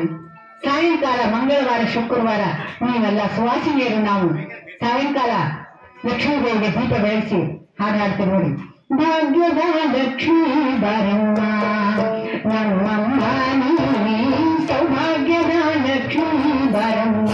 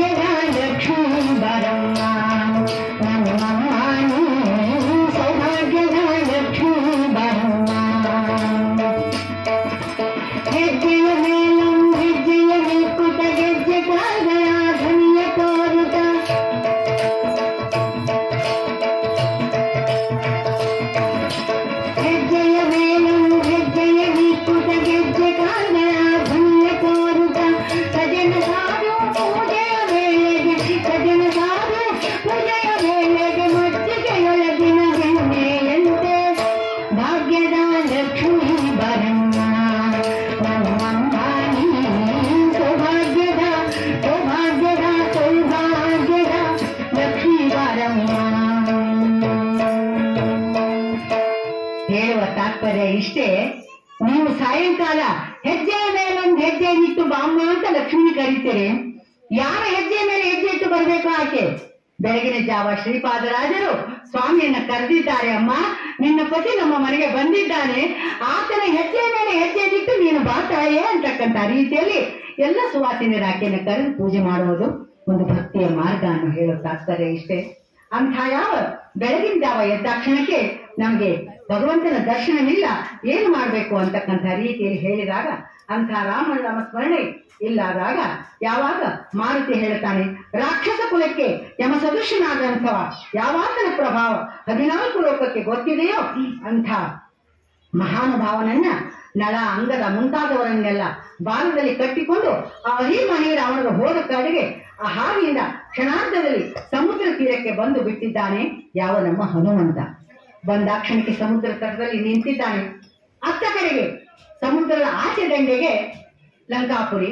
ಆ ಲಂಕಾಪುರಿಯಲ್ಲಿ ಈ ಹನುಮಂತನ ಭಯವಿದ್ದಂಥ ಅಹಿಮಹಿ ರಾಕ್ಷಸರು 20 ಕೋಟಿ ರಾಕ್ಷಸರನ್ನ ಅಲ್ಲಿ ಸೈನ್ಯವನ್ನ ಕಾವಲಿಟ್ಟು ಅದಕ್ಕೆ ಮುಖ್ಯಸ್ಥನನ್ನಾಗಿ ಮಕರ ಧ್ವಜನನ್ನ ನಿಲ್ಲಿಸಿಬಿಟ್ಟಿದ್ದಾನೆ, ಪ್ರಮುಖನನ್ನಾಗಿ. ಆ ಮಕರ ಧ್ವಜ ಯಾರನ್ನ ಒಳಗೆ ಬಿಡಬೇಡ ಅಂತ ಅಪ್ಪಣೆ ಮಾಡಿದ್ದಾರೆ. ಅಷ್ಟರಲ್ಲಿ ಅಲ್ಲಿಗೆ ಮಾರುತಿ ಬಂದಿದ್ದಾನೆ. ಮಕರ ಧ್ವಜ ಆ ಮಾರುತಿಯನ್ನು ತಡೆಯಲಿಕ್ಕೆ ಪ್ರಯತ್ನ ಮಾಡ್ತಾನೆ. ಅವನನ್ನ 4 ಬಾರಿ ಆ ಸಮುದ್ರದಲ್ಲಿ ಮುಳುಸುವುದು ಏಳಿಸುವುದು ಮಾಡಿದ ಕೂಡಲೇ ಆತ ತ್ರಾಹಿ ತ್ರಾಹಿ ಎಂದು ಬಿಟ್ಟಿದ್ದಾನೆ. ಯಾವಾಗ ಆ ಮಕರ ಧ್ವಜನನ್ನ ಮಾರುತಿ ಕೇಳ್ತಾನೆ, ಯಾರಾದ್ರೂ ನಿನ್ನ ಸಂರಕ್ಷಣೆ ಮಾಡುವವರಿದ್ರೆ ಕಡಿ ಬಾರಿ ಸ್ಮರಣೆ ಮಾಡ್ಕೊ, ನೀ ಸಾತ್ ಹೋಗ್ತಿ ಅಂತ ಹೇಳ್ಬಿಟ್ಟು ಆ ಕ್ಷಣಕ್ಕೆ ಆ ಮಕರ ಧ್ವಜ ಹೇಳ್ತಾನೆ, ಯಾರನ್ನ ಸ್ಮರಣೆ ಮಾಡಿ? ಬೇರೆ ಯಾರೂ ಇಲ್ಲ ಅಪ್ಪ, ಅಂಜನಿ ಸುತ ಮಾರುತಿ ತಂದೆ ಬಾ, ನಿನ್ನ ಹೊರತು ಬೇರಾರು ಕಾಪಾಡುವರಿಲ್ಲ ಅಂತ ಹೇಳಿಬಿಟ್ಟ. ಆಗ ಅಲ್ಲಿ ಇದ್ದಂತ ನಳ ಅಂಗದ ಎಲ್ಲ ಕಪಿ ಸೈನ್ಯ ಮಾರುತಿ ಕಡೆಗೆ ನೋಡ್ಲಿಕ್ಕೆ ಹತ್ತು. ಎಲೈ ಮಾರುತಿ, ಯಾವಾಗ ನಿನ್ನ ಮಗ ನೋಟ್ ಕೇಳ್ಬಿಟ್ಟು. ಯಾಕೆಂದ್ರೆ ಇದೇನು ಹನುಮಂತ, ಏನ್ ಗದ್ದ ಮಾಡಿ ನಿನ್ನ ಸ್ಮರಣೆ ಮಾಡಿದ್ರೆ ಎಲ್ಲ ಕಷ್ಟ ಪರಿಹಾರವಾಗ್ತಾರೆ, ನೀನು ಮಹಾಬ್ರಹ್ಮಚಾರಿ ಜಿತೇಂದ್ರಿಯ, ಇಂಥ ನಿನಗೆ ಈ ಮಕರ ಧ್ವಜ ಅಪ್ಪ ಅಂತ ಕರೀಲಿಕ್ಕತ್ತಾನಲ್ಲ ಅಂತ ಪ್ರಶ್ನೆ ಮಾಡ್ತಾರೆ. ಆವಾಗ ಮಾರುತಿ ಹೇಳ್ತಾನೆ, ನನಗೆ ಗೊತ್ತಿಲ್ಲಪ್ಪ, ಅವನು ಹೇಗೆ ನನಗೆ ಮಗನು ಅನ್ನೋದೇ ನನಗ್ ಗೊತ್ತಿಲ್ಲ ಅಂದಾಗ ನೋಡ್ರಿ, ಬುದ್ಧಿರ್ಬಲಂ ಯಶೋಧೈರ್ಯಂ ನಿರ್ಭಯತ್ವಂ ಮರೋಗತಾಂ ಅಜಾಡ್ಯಂ ವಾಕ್ಪಟುತ್ವಂಚ ಹನುಮತ್ ಸ್ಮರಣಾತ್ ಭವೇತ್. ಅಂಥ ಯಾವ ಮಾರುತಿಯನ್ನ ಭಯಗೊಂಡಾಗ ಭೀತಿಗೊಂಡಾಗ ನಾವು ಸ್ಮರಣೆ ಮಾಡಬೇಕಾಗ್ತದೆ. ಅಂಥ ಮಾರುತಿ ನಾವು ಹೆಂಗ ತಂದಾಗಿನಿ ನೀವ ಕೇಳ್ಕೋರಿ ಅಂದಾಗ ಆ ಮಕರ ಧ್ವಜನ್ನ ಕೇಳ್ತಾರೆ. ಆತ ಹೇಳ್ತಾನೆ ನೋಡ್ರಿ, ಕಂಠಾಶ್ಲೇಷ್ಮಾ ಬಹಿಶಕ್ತ ಸಾಗರೇ ಚಾಪತತ್ ಧೂಮಗರ್ಯ ಭಕ್ಷಿತಾ ಸಾಪಿ ತಸ್ಯಾಂ ಜಾತಃ ಸುತೋಸ್ಯಹಂ. ನನ್ನ ತಾಯಿ ಧೂಮಗರ್ಯ ಸಮುದ್ರದಲ್ಲಿದ್ದಾಗ ಯಾವ ಲಂಕೆಯನ್ನು ಲಂಘನ ಮಾಡಿ ಸೀತೆಯನ್ನು ಹುಡುಕಲಿಕ್ಕೆ ಹೋದಾಗ ಆ ಮಾರುತಿಯ ಬಾಯಿಂದ ಉಳಿದ ಉಚ್ಚಿಷ್ಟವನ್ನ ನಾನು ಸೇವನೆ ಮಾಡಿ ನೀನು ಹುಟ್ಟಿದಿ ಮಗನಿ ಅಂತ ಹೇಳಿದ್ಲು.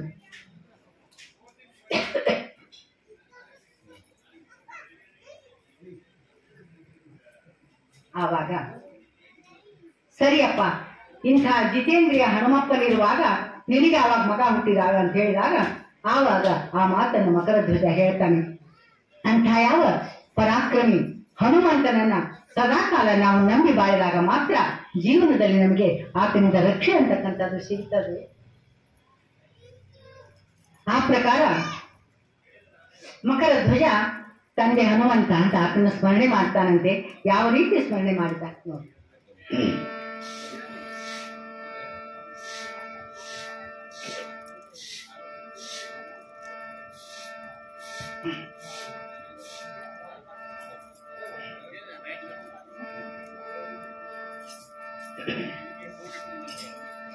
ನಂಬಿದೆ ನಿನ್ನ ಪಾದ ಗುರು ಮುಖ್ಯ ಪ್ರಾಣ, ನಂಬಿದೆ ನಿನ್ನ ಪಾದ ಗುರು ಮುಖ್ಯ ಪ್ರಾಣ, ನಂಬಿದೆ ನಿನ್ನ ಪಾದ ದಂಭವ ತೊಲಗಿಸು, ನಂಬಿದೆ ನಿನ್ನ ಪಾದ ದಂಭವ ತೊಲಗಿಸು, ದಿಂಬದೊಳಗೆ ಹರಿಯ ದಿಂಬ ಕಾಣೆವಂತೆ ಮಾಡೋ, ನಂಬಿದೆ ನಿನ್ನ ಪಾದ ಗುರು ಮುಖ್ಯ ಪ್ರಾಣ, ನಂಬಿದೆ ನಿನ್ನ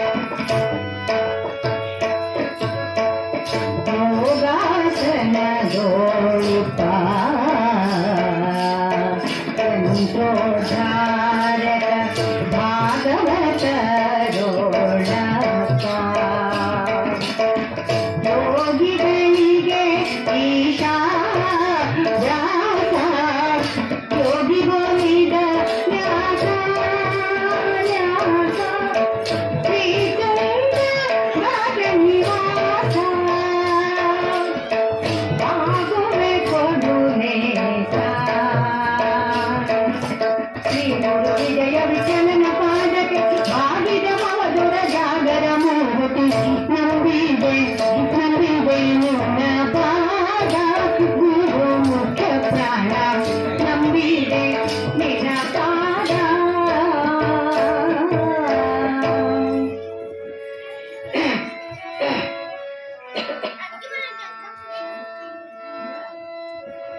ಈ ಪ್ರಕಾರವಾಗಿ ಯಾವ ಮಕರ ಧ್ವಜ ತನ್ನೆಲ್ಲ ಜನ್ಮ ವೃತ್ತಾಂತ ಹೇಳಿದ ತಕ್ಷಣ ವಾನರ ಶ್ರೇಷ್ಠರೆಲ್ಲ ಹೇಳ್ತಾರಂತೆ, ಹಂಗಾದ್ರೆ ನಾವು ನೀವು ಆಗ್ತಾರಪ್ಪ ಮಕರ ಧ್ವಜ, ಸಂಬಂಧ ಅಂದ ಮೇಲೆ ನೀನು ನಮ್ಗೆ ಸಹಾಯ ಮಾಡ್ಬೇಕಲ್ಲ, ನೀನ್ ಅಮ್ಮವಾದಿ ಅಂತಕ್ಕಂಥ ರೀತಿಯಲ್ಲಿ ಹೇಳಿದಾಗ ಒಂದು ಮಾತು ನೆನಪಾಗ್ತದೆ. ಈಗ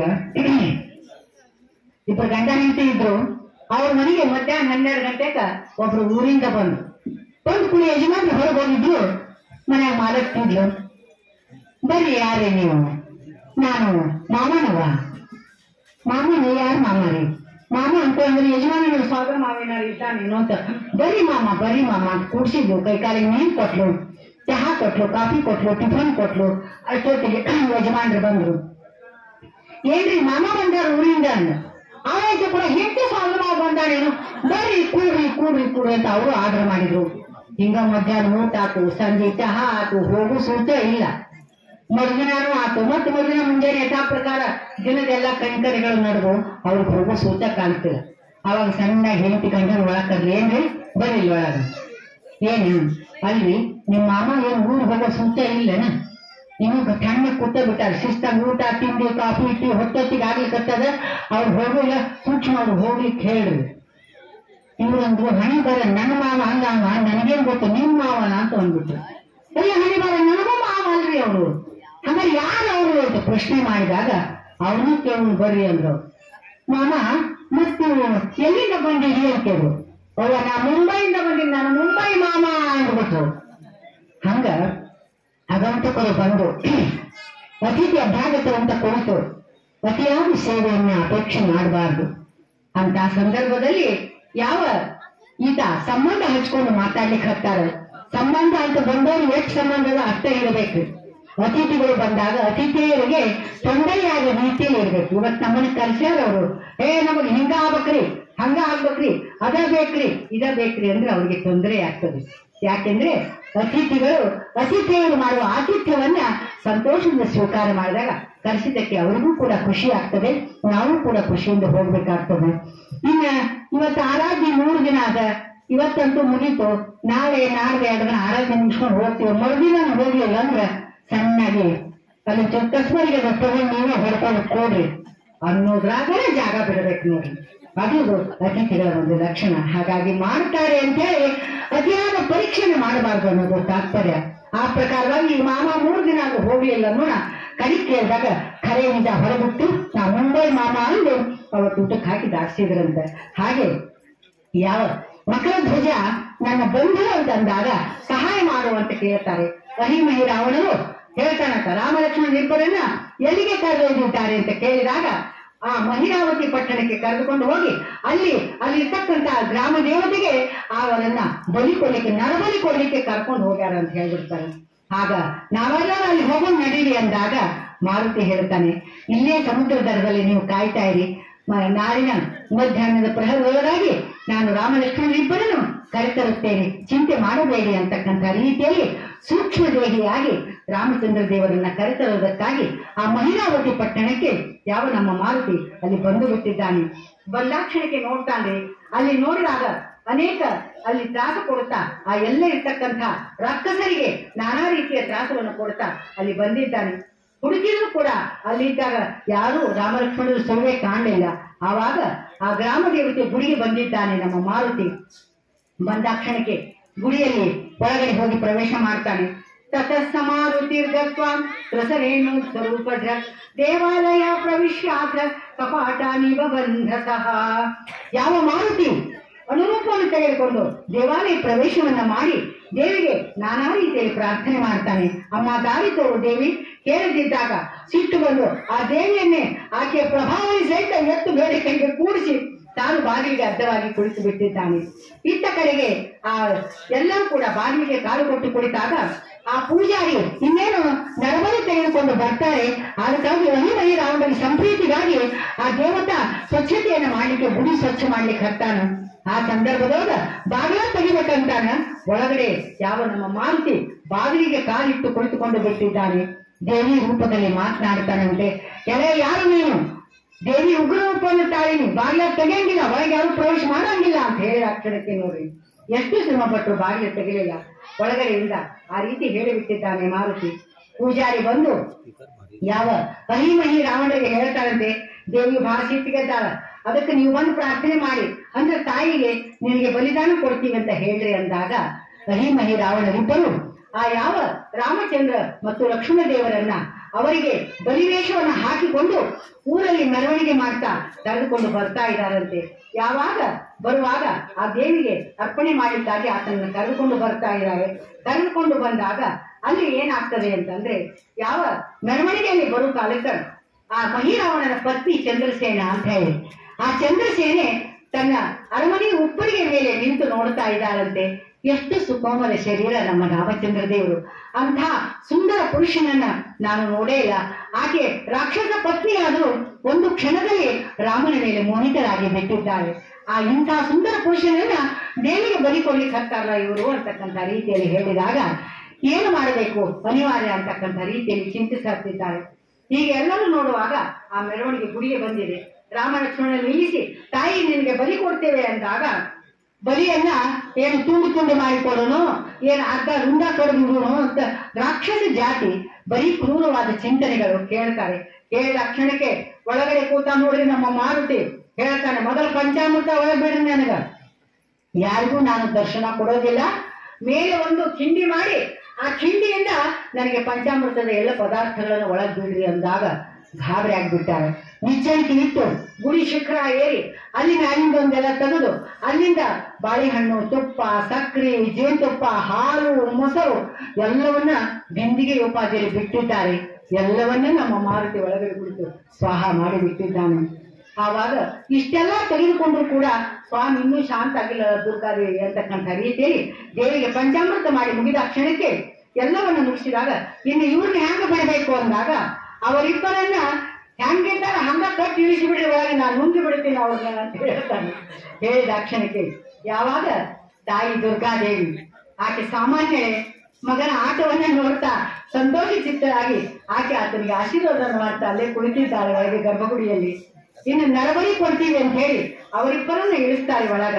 ಯಾವಾಗ ನೋಡಿ ಇಳಿಸಿದಾಗ ಮಾರುತಿ ರಾಮ ಲಕ್ಷ್ಮಣರಿಬ್ಬರನ್ನ ಅಲ್ಲಿ ಕಣ್ತುಂಬ ನೋಡ್ತಾನೆ.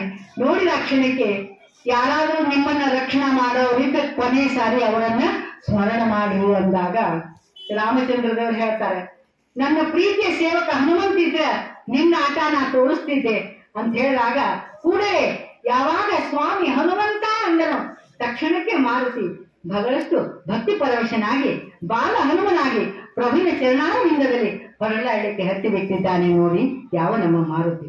ರಾಮಾಯ ರಾಮ ಭದ್ರಾಯ ರಾಮಚಂದ್ರಾಯ ವೇಧಸೆ ರಘುನಾಥಾಯ ನಾಥಾಯ ಸೀತಾಯ ಪತಯೇ ನಮಃ. ರಾಮ ರಾಮ ರಘುನಂದನ ರಾಮ ರಾಮ ರಾಮ ರಾಮ ಭರತಾಗ್ರಜ ರಾಮ ರಾಮ ರಾಮ ರಾಮ ದಶ ರಣಕರ್ಕಶ ರಾಮ ರಾಮ ಶ್ರೀರಾಮ ರಾಮ ಶರಣ ಭವ ರಾಮ ರಾಮ. ಯಾಕೆಂದ್ರೆ ರಾಮ ಅಂದ್ರೆ ನಮ್ಮ ಮಾರುತಿಯ ಮೈಕೂದಲು ನಿಮಿರುತ್ತಿದ್ದುವಂತೆ ಅಂತ ಭಕ್ತಿ ಪರವಶನಾಗಿ ಯಾವ ರಾಮಚಂದ್ರ ದೇವರ ಸ್ಮರಣೆ ಮಾಡಲಿಕ್ಕೆ ಹತ್ತಿ ಬಿಟ್ಟಿದ್ದಾನೆ ಯಾವ ನಮ್ಮ ಮಾರುತಿ. ರಾಮಚಂದ್ರ ಚರಣಂ ಮನಸಾ ಸ್ಮರಾಮಿ ರಾಮಚಂದ್ರ ಚರಣಂ ವಚಸಾ ಘೃಣಾಮಿ ರಾಮಚಂದ್ರ ಚರಣಂ ಶಿರಸಾ ನಮಾಮಿ ರಾಮಚಂದ್ರ ಚರಣಂ ಶರಣಂ ಪ್ರಪದ್ಯೆ. ಈ ಪ್ರಕಾರವಾಗಿ ನಾವು ಕೂಡ ನಿತ್ಯದಲ್ಲಿ ವಾರದಲ್ಲಿ ಆಯಾ ದೇವರ ಸ್ಮರಣೆಯನ್ನ ಮಾಡಬೇಕಾಗಿದೆ. ರವಿವಾರ ರಾಮರಕ್ಷಾ ಸ್ತೋತ್ರ ಬುಧಕೌಶಿಕ ಮುನಿಯಿಂದ ರಚಿತವಾದಂತಹ ರಾಮರಕ್ಷಾ ಸ್ತೋತ್ರವನ್ನು ಪಠಣ ಮಾಡಿ, ಶನಿವಾರ ಮಧ್ವ ಸಂವಾರಿಯನ್ನ ಹೇಳಿ, ಶುಕ್ರವಾರ ಮಂಗಳವಾರ ಲಕ್ಷ್ಮೀ ಶೋಭಾನವನ್ನ ಹೇಳಿ, ಬುಧವಾರ ಬುಧ ಬೃಹಸ್ಪತಿಯ ಒಂದು ಚರಿತ್ರೆಯನ್ನ ತಾವೆಲ್ಲ ಪಾರಾಯಣ ಮಾಡಬೇಕು. ಆ ಪ್ರಕಾರವಾಗಿ ನಿತ್ಯದಲ್ಲಿ ಪುರುಷರು ತಮ್ಮ ತಮಗೆ ಯೋಗ್ಯವಾದಂತಹ ಬೆಳಗಿನ ಅನುಷ್ಠಾನವನ್ನು ಮಾಡಿ ಭಗವತ್ ಚಿಂತನೆಯನ್ನು ಮಾಡಿ ಬೆಳಗ್ಗೆ ಪ್ರವಚನದಲ್ಲಿ ಆಚಾರ್ಯರು ಹೇಳಿದ್ದನ್ನು ತಾವೆಲ್ಲ ನೆನಪಿನಲ್ಲಿ ಇಟ್ಟುಕೊಳ್ಳಬೇಕು. ಭಗವಂತನಿಗೆ ಸಾಲಿಗ್ರಾಮಕ್ಕೆ ಅಭಿಷೇಕ ಮಾಡಬೇಕು. ಇವತ್ತಿನ ದಿವಸ ಯಾರು ಸಾಲಿಗ್ರಾಮದ ಅಭಿಷೇಕ ಮಾಡುವುದೇ ಬೇಡ ಅನ್ನೋ ಹಾಗಾಗ್ಯದ. ಅದಕ್ಕೆ ದಾಸರು ಹೇಳ್ಯಾರ, ಸಾಫಲ್ಯದಿಂದ ಸಾಲಿಗ್ರಾಮದ ಅಭಿಷೇಕ ಆಕಳ ಹಾಲಲ್ಲಿ ಮಾಡದೆ, ನಾಲ್ಕೆಂಟು ನಾಯಿಗಳ ಸಾಕಿ ಅವುಗಳು ಬದುಕಬೇಕೆಂದು ಹಾಲ ಹೊಯ್ದೆ, ಲೋಕನಿಂದಕನಾಗಿ ಹುಡುಗುಡಿ ನಶ್ಯ ಪುಡಿ ಹಾಕಿ ಬಂದಿಯ ಸೇದಿದೆ. ಎಷ್ಟೊಂದು ಅನರ್ಥ. ಇವತ್ತಿನ ದಿವಸ ನೋಡಿ, ನೀವು ಬೆಂಗಳೂರು ಮೈಸೂರು ಬಂದು ನೋಡಿ, ಒಬ್ಬೊಬ್ಬರ ಮನೆ 4 ನಾಯಿಗಳು. ಆ ನಾಯಿಗಳಿಗಾಗಿ ವಿಶೇಷ ತಿಂಡಿ ತೀರ್ತಿರೋ ದೊಡ್ಡ ದೊಡ್ಡ ಶಾಪ್ಗಳು. ಅಂತ ನಾಯಿಗಳು ಇವತ್ತ ಕಾರ್ನ ಕುತ್ಕೊಂಡು ಬರ್ತಾವ್ರಿ. ಅವ್ರ ವೈಭೋಗ. ಇದನ್ನ 500-600 ವರ್ಷಗಳ ಹಿಂದೆ ಪುರಂದರ ದಾಸರು ಹಾಗೆ ಬರೆದಿಟ್ಟಿದ್ದಾರೆ. ಯಾಕೆಂದ್ರೆ ಮುಂದೆ ಕಲಿಯುಗದಲ್ಲಿ ನಾಯಿಗಳಿಗೆ ಹೆಚ್ಚು ಪ್ರಾಶಸ್ತ್ಯ, ಭಗವಂತನಿಗಿಲ್ಲ. ಯಾವ ನಮ್ಮ ವಿಜಯದಾಸರು ತಿರುಪತಿ ತಿರುಮಲೇಶನ ಬ್ರಹ್ಮೋತ್ಸವಕ್ಕೆ ಹೋಗಿದ್ದರಂತೆ. ಬ್ರಹ್ಮೋತ್ಸವಕ್ಕೆ ಹೋದಾಗ ರಥ ಚಲಾವಣೆಯಾಗಿ ಬಿಟ್ಟಿದೆ, ಬ್ರಹ್ಮರಥ. ಆವಾಗ ಇವರು ಗರ್ಭಗುಡಿಯಲ್ಲಿ ಹೋಗಿ ನೋಡಿದಾಗ ಅಲ್ಲಿ ಸ್ವಾಮಿ ಇಲ್ಲ, ರಥದಲ್ಲಿ ಪ್ರಾದುರ್ಭೂತನಾಗಿ ಬಿಟ್ಟಿದ್ದಾನೆ. ಅಂತ ಸ್ವಾಮಿಯನ್ನು ಕಾಣಲಿಕ್ಕೆ ಓಡಾಡಿ ಬರ್ತಾರೆ ಯಾವ ವಿಜಯದಾಸರು. ಬಂದ ಕ್ಷಣಕ್ಕೆ ಸಾಕಷ್ಟು ನೂಕು ನುಗ್ಗಲು. ಆ ನೂಕು ನುಗ್ಗಲಿನಲ್ಲಿ ವಿಜಯದಾಸರು ದೊಡ್ಡ ಕೆಳಗೆ ಬಿದ್ದು ಹೋಗ್ತಾರಂತೆ. ಆವಾಗ ಸಾವರಿಸಿಕೊಂಡು ಎದ್ದು ನಿಂತು ಹೇಳ್ತಾರಂತೆ, ಏನು ನನ್ನ ವೈಭವ ಇವತ್ತು ಮೆರೀತಾ ಇದೆಯಾ ಮೆರಿ. ಯಾಕೆ ಅಂದ್ರೆ ದಾಸರಿಗೆ ಭಗವಂತನಿಗೆ ಚಾಲೆಂಜ್ ಮಾಡ್ತಕ್ಕಂಥ ಶಕ್ತಿ ಅವರಲ್ಲಿ ಇತ್ತು ಕಣ್ರಿ. ಅವರು ನಿಂದ ಸ್ತುತಿಯನ್ನು ಮಾಡಿದ್ದಾರೆ, ಸ್ತೋತ್ರ ಸ್ತುತಿಯನ್ನು ಮಾಡಿದ್ದಾರೆ ಸ್ವಾಮಿಯನ್ನ. ಅಂತ ಯಾವ ವೈಕುಂಠಪತಿ ಆದಂತ ಸಪ್ತಗಿರಿ ವಾಸನಾದಂತ ಶ್ರೀನಿವಾಸನಿಗೆ ಹಾಗೆ ಹೇಳಿದ್ದಾರೆ. ವಿಜಯದಾಸರೆಂದರೆ ಪುರಂದರದಾಸರ ಮಕ್ಕಳಾದಂತಹ ಮಧ್ಯೋಪತಿಯೇ ವಿಜಯದಾಸರಾಗಿ ಯಾವ ಪುರಂದರದಾಸರು 4,75,000 ಕೀರ್ತನೆ ಸುಳಾದಿಗಳನ್ನು ಊಹಾಭೋಗಗಳನ್ನ ರಚನೆ ಮಾಡಿದ್ದಾರೆ. 25,000 ಮಾಡಬೇಕು, ಸಂಪೂರ್ಣ 5 ಲಕ್ಷ ಮಾಡಬೇಕು ಅಂತ ಸಂಕಲ್ಪ ಇತ್ತು. ಆದ್ರೆ ಭೂಮಿಯಲ್ಲಿ ಆಯುರ್ಮಾನದ ಅವಕಾಶ ಮುಗಿದು ಹೋಗಿದೆ.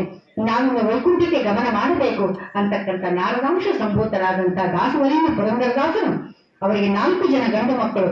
ಕೊನೆಯ ಮಗ ಮಧ್ವಪತಿಗೆ ಅವರು ಅಪ್ಪಣೆಯನ್ನಿಟ್ಟು, ನಾನು ಉಳಿಸಿದ 25,000 ಗ್ರಂಥಗಳನ್ನ ನೀನು ರಚನೆ ಮಾಡಿ ನನ್ನ 5 ಲಕ್ಷದ ಸಂಕಲ್ಪವನ್ನು ಪೂರ್ಣ ಮಾಡಬೇಕು ಎಂದಾಗ ಅವರೇ ವಿಜಯದಾಸರಿಗೆ ಅವತಾರ ಮಾಡಿ 25,000 ಕೀರ್ತನೆಗಳನ್ನು ರಚನೆ ಮಾಡಿದ್ದಾರೆ.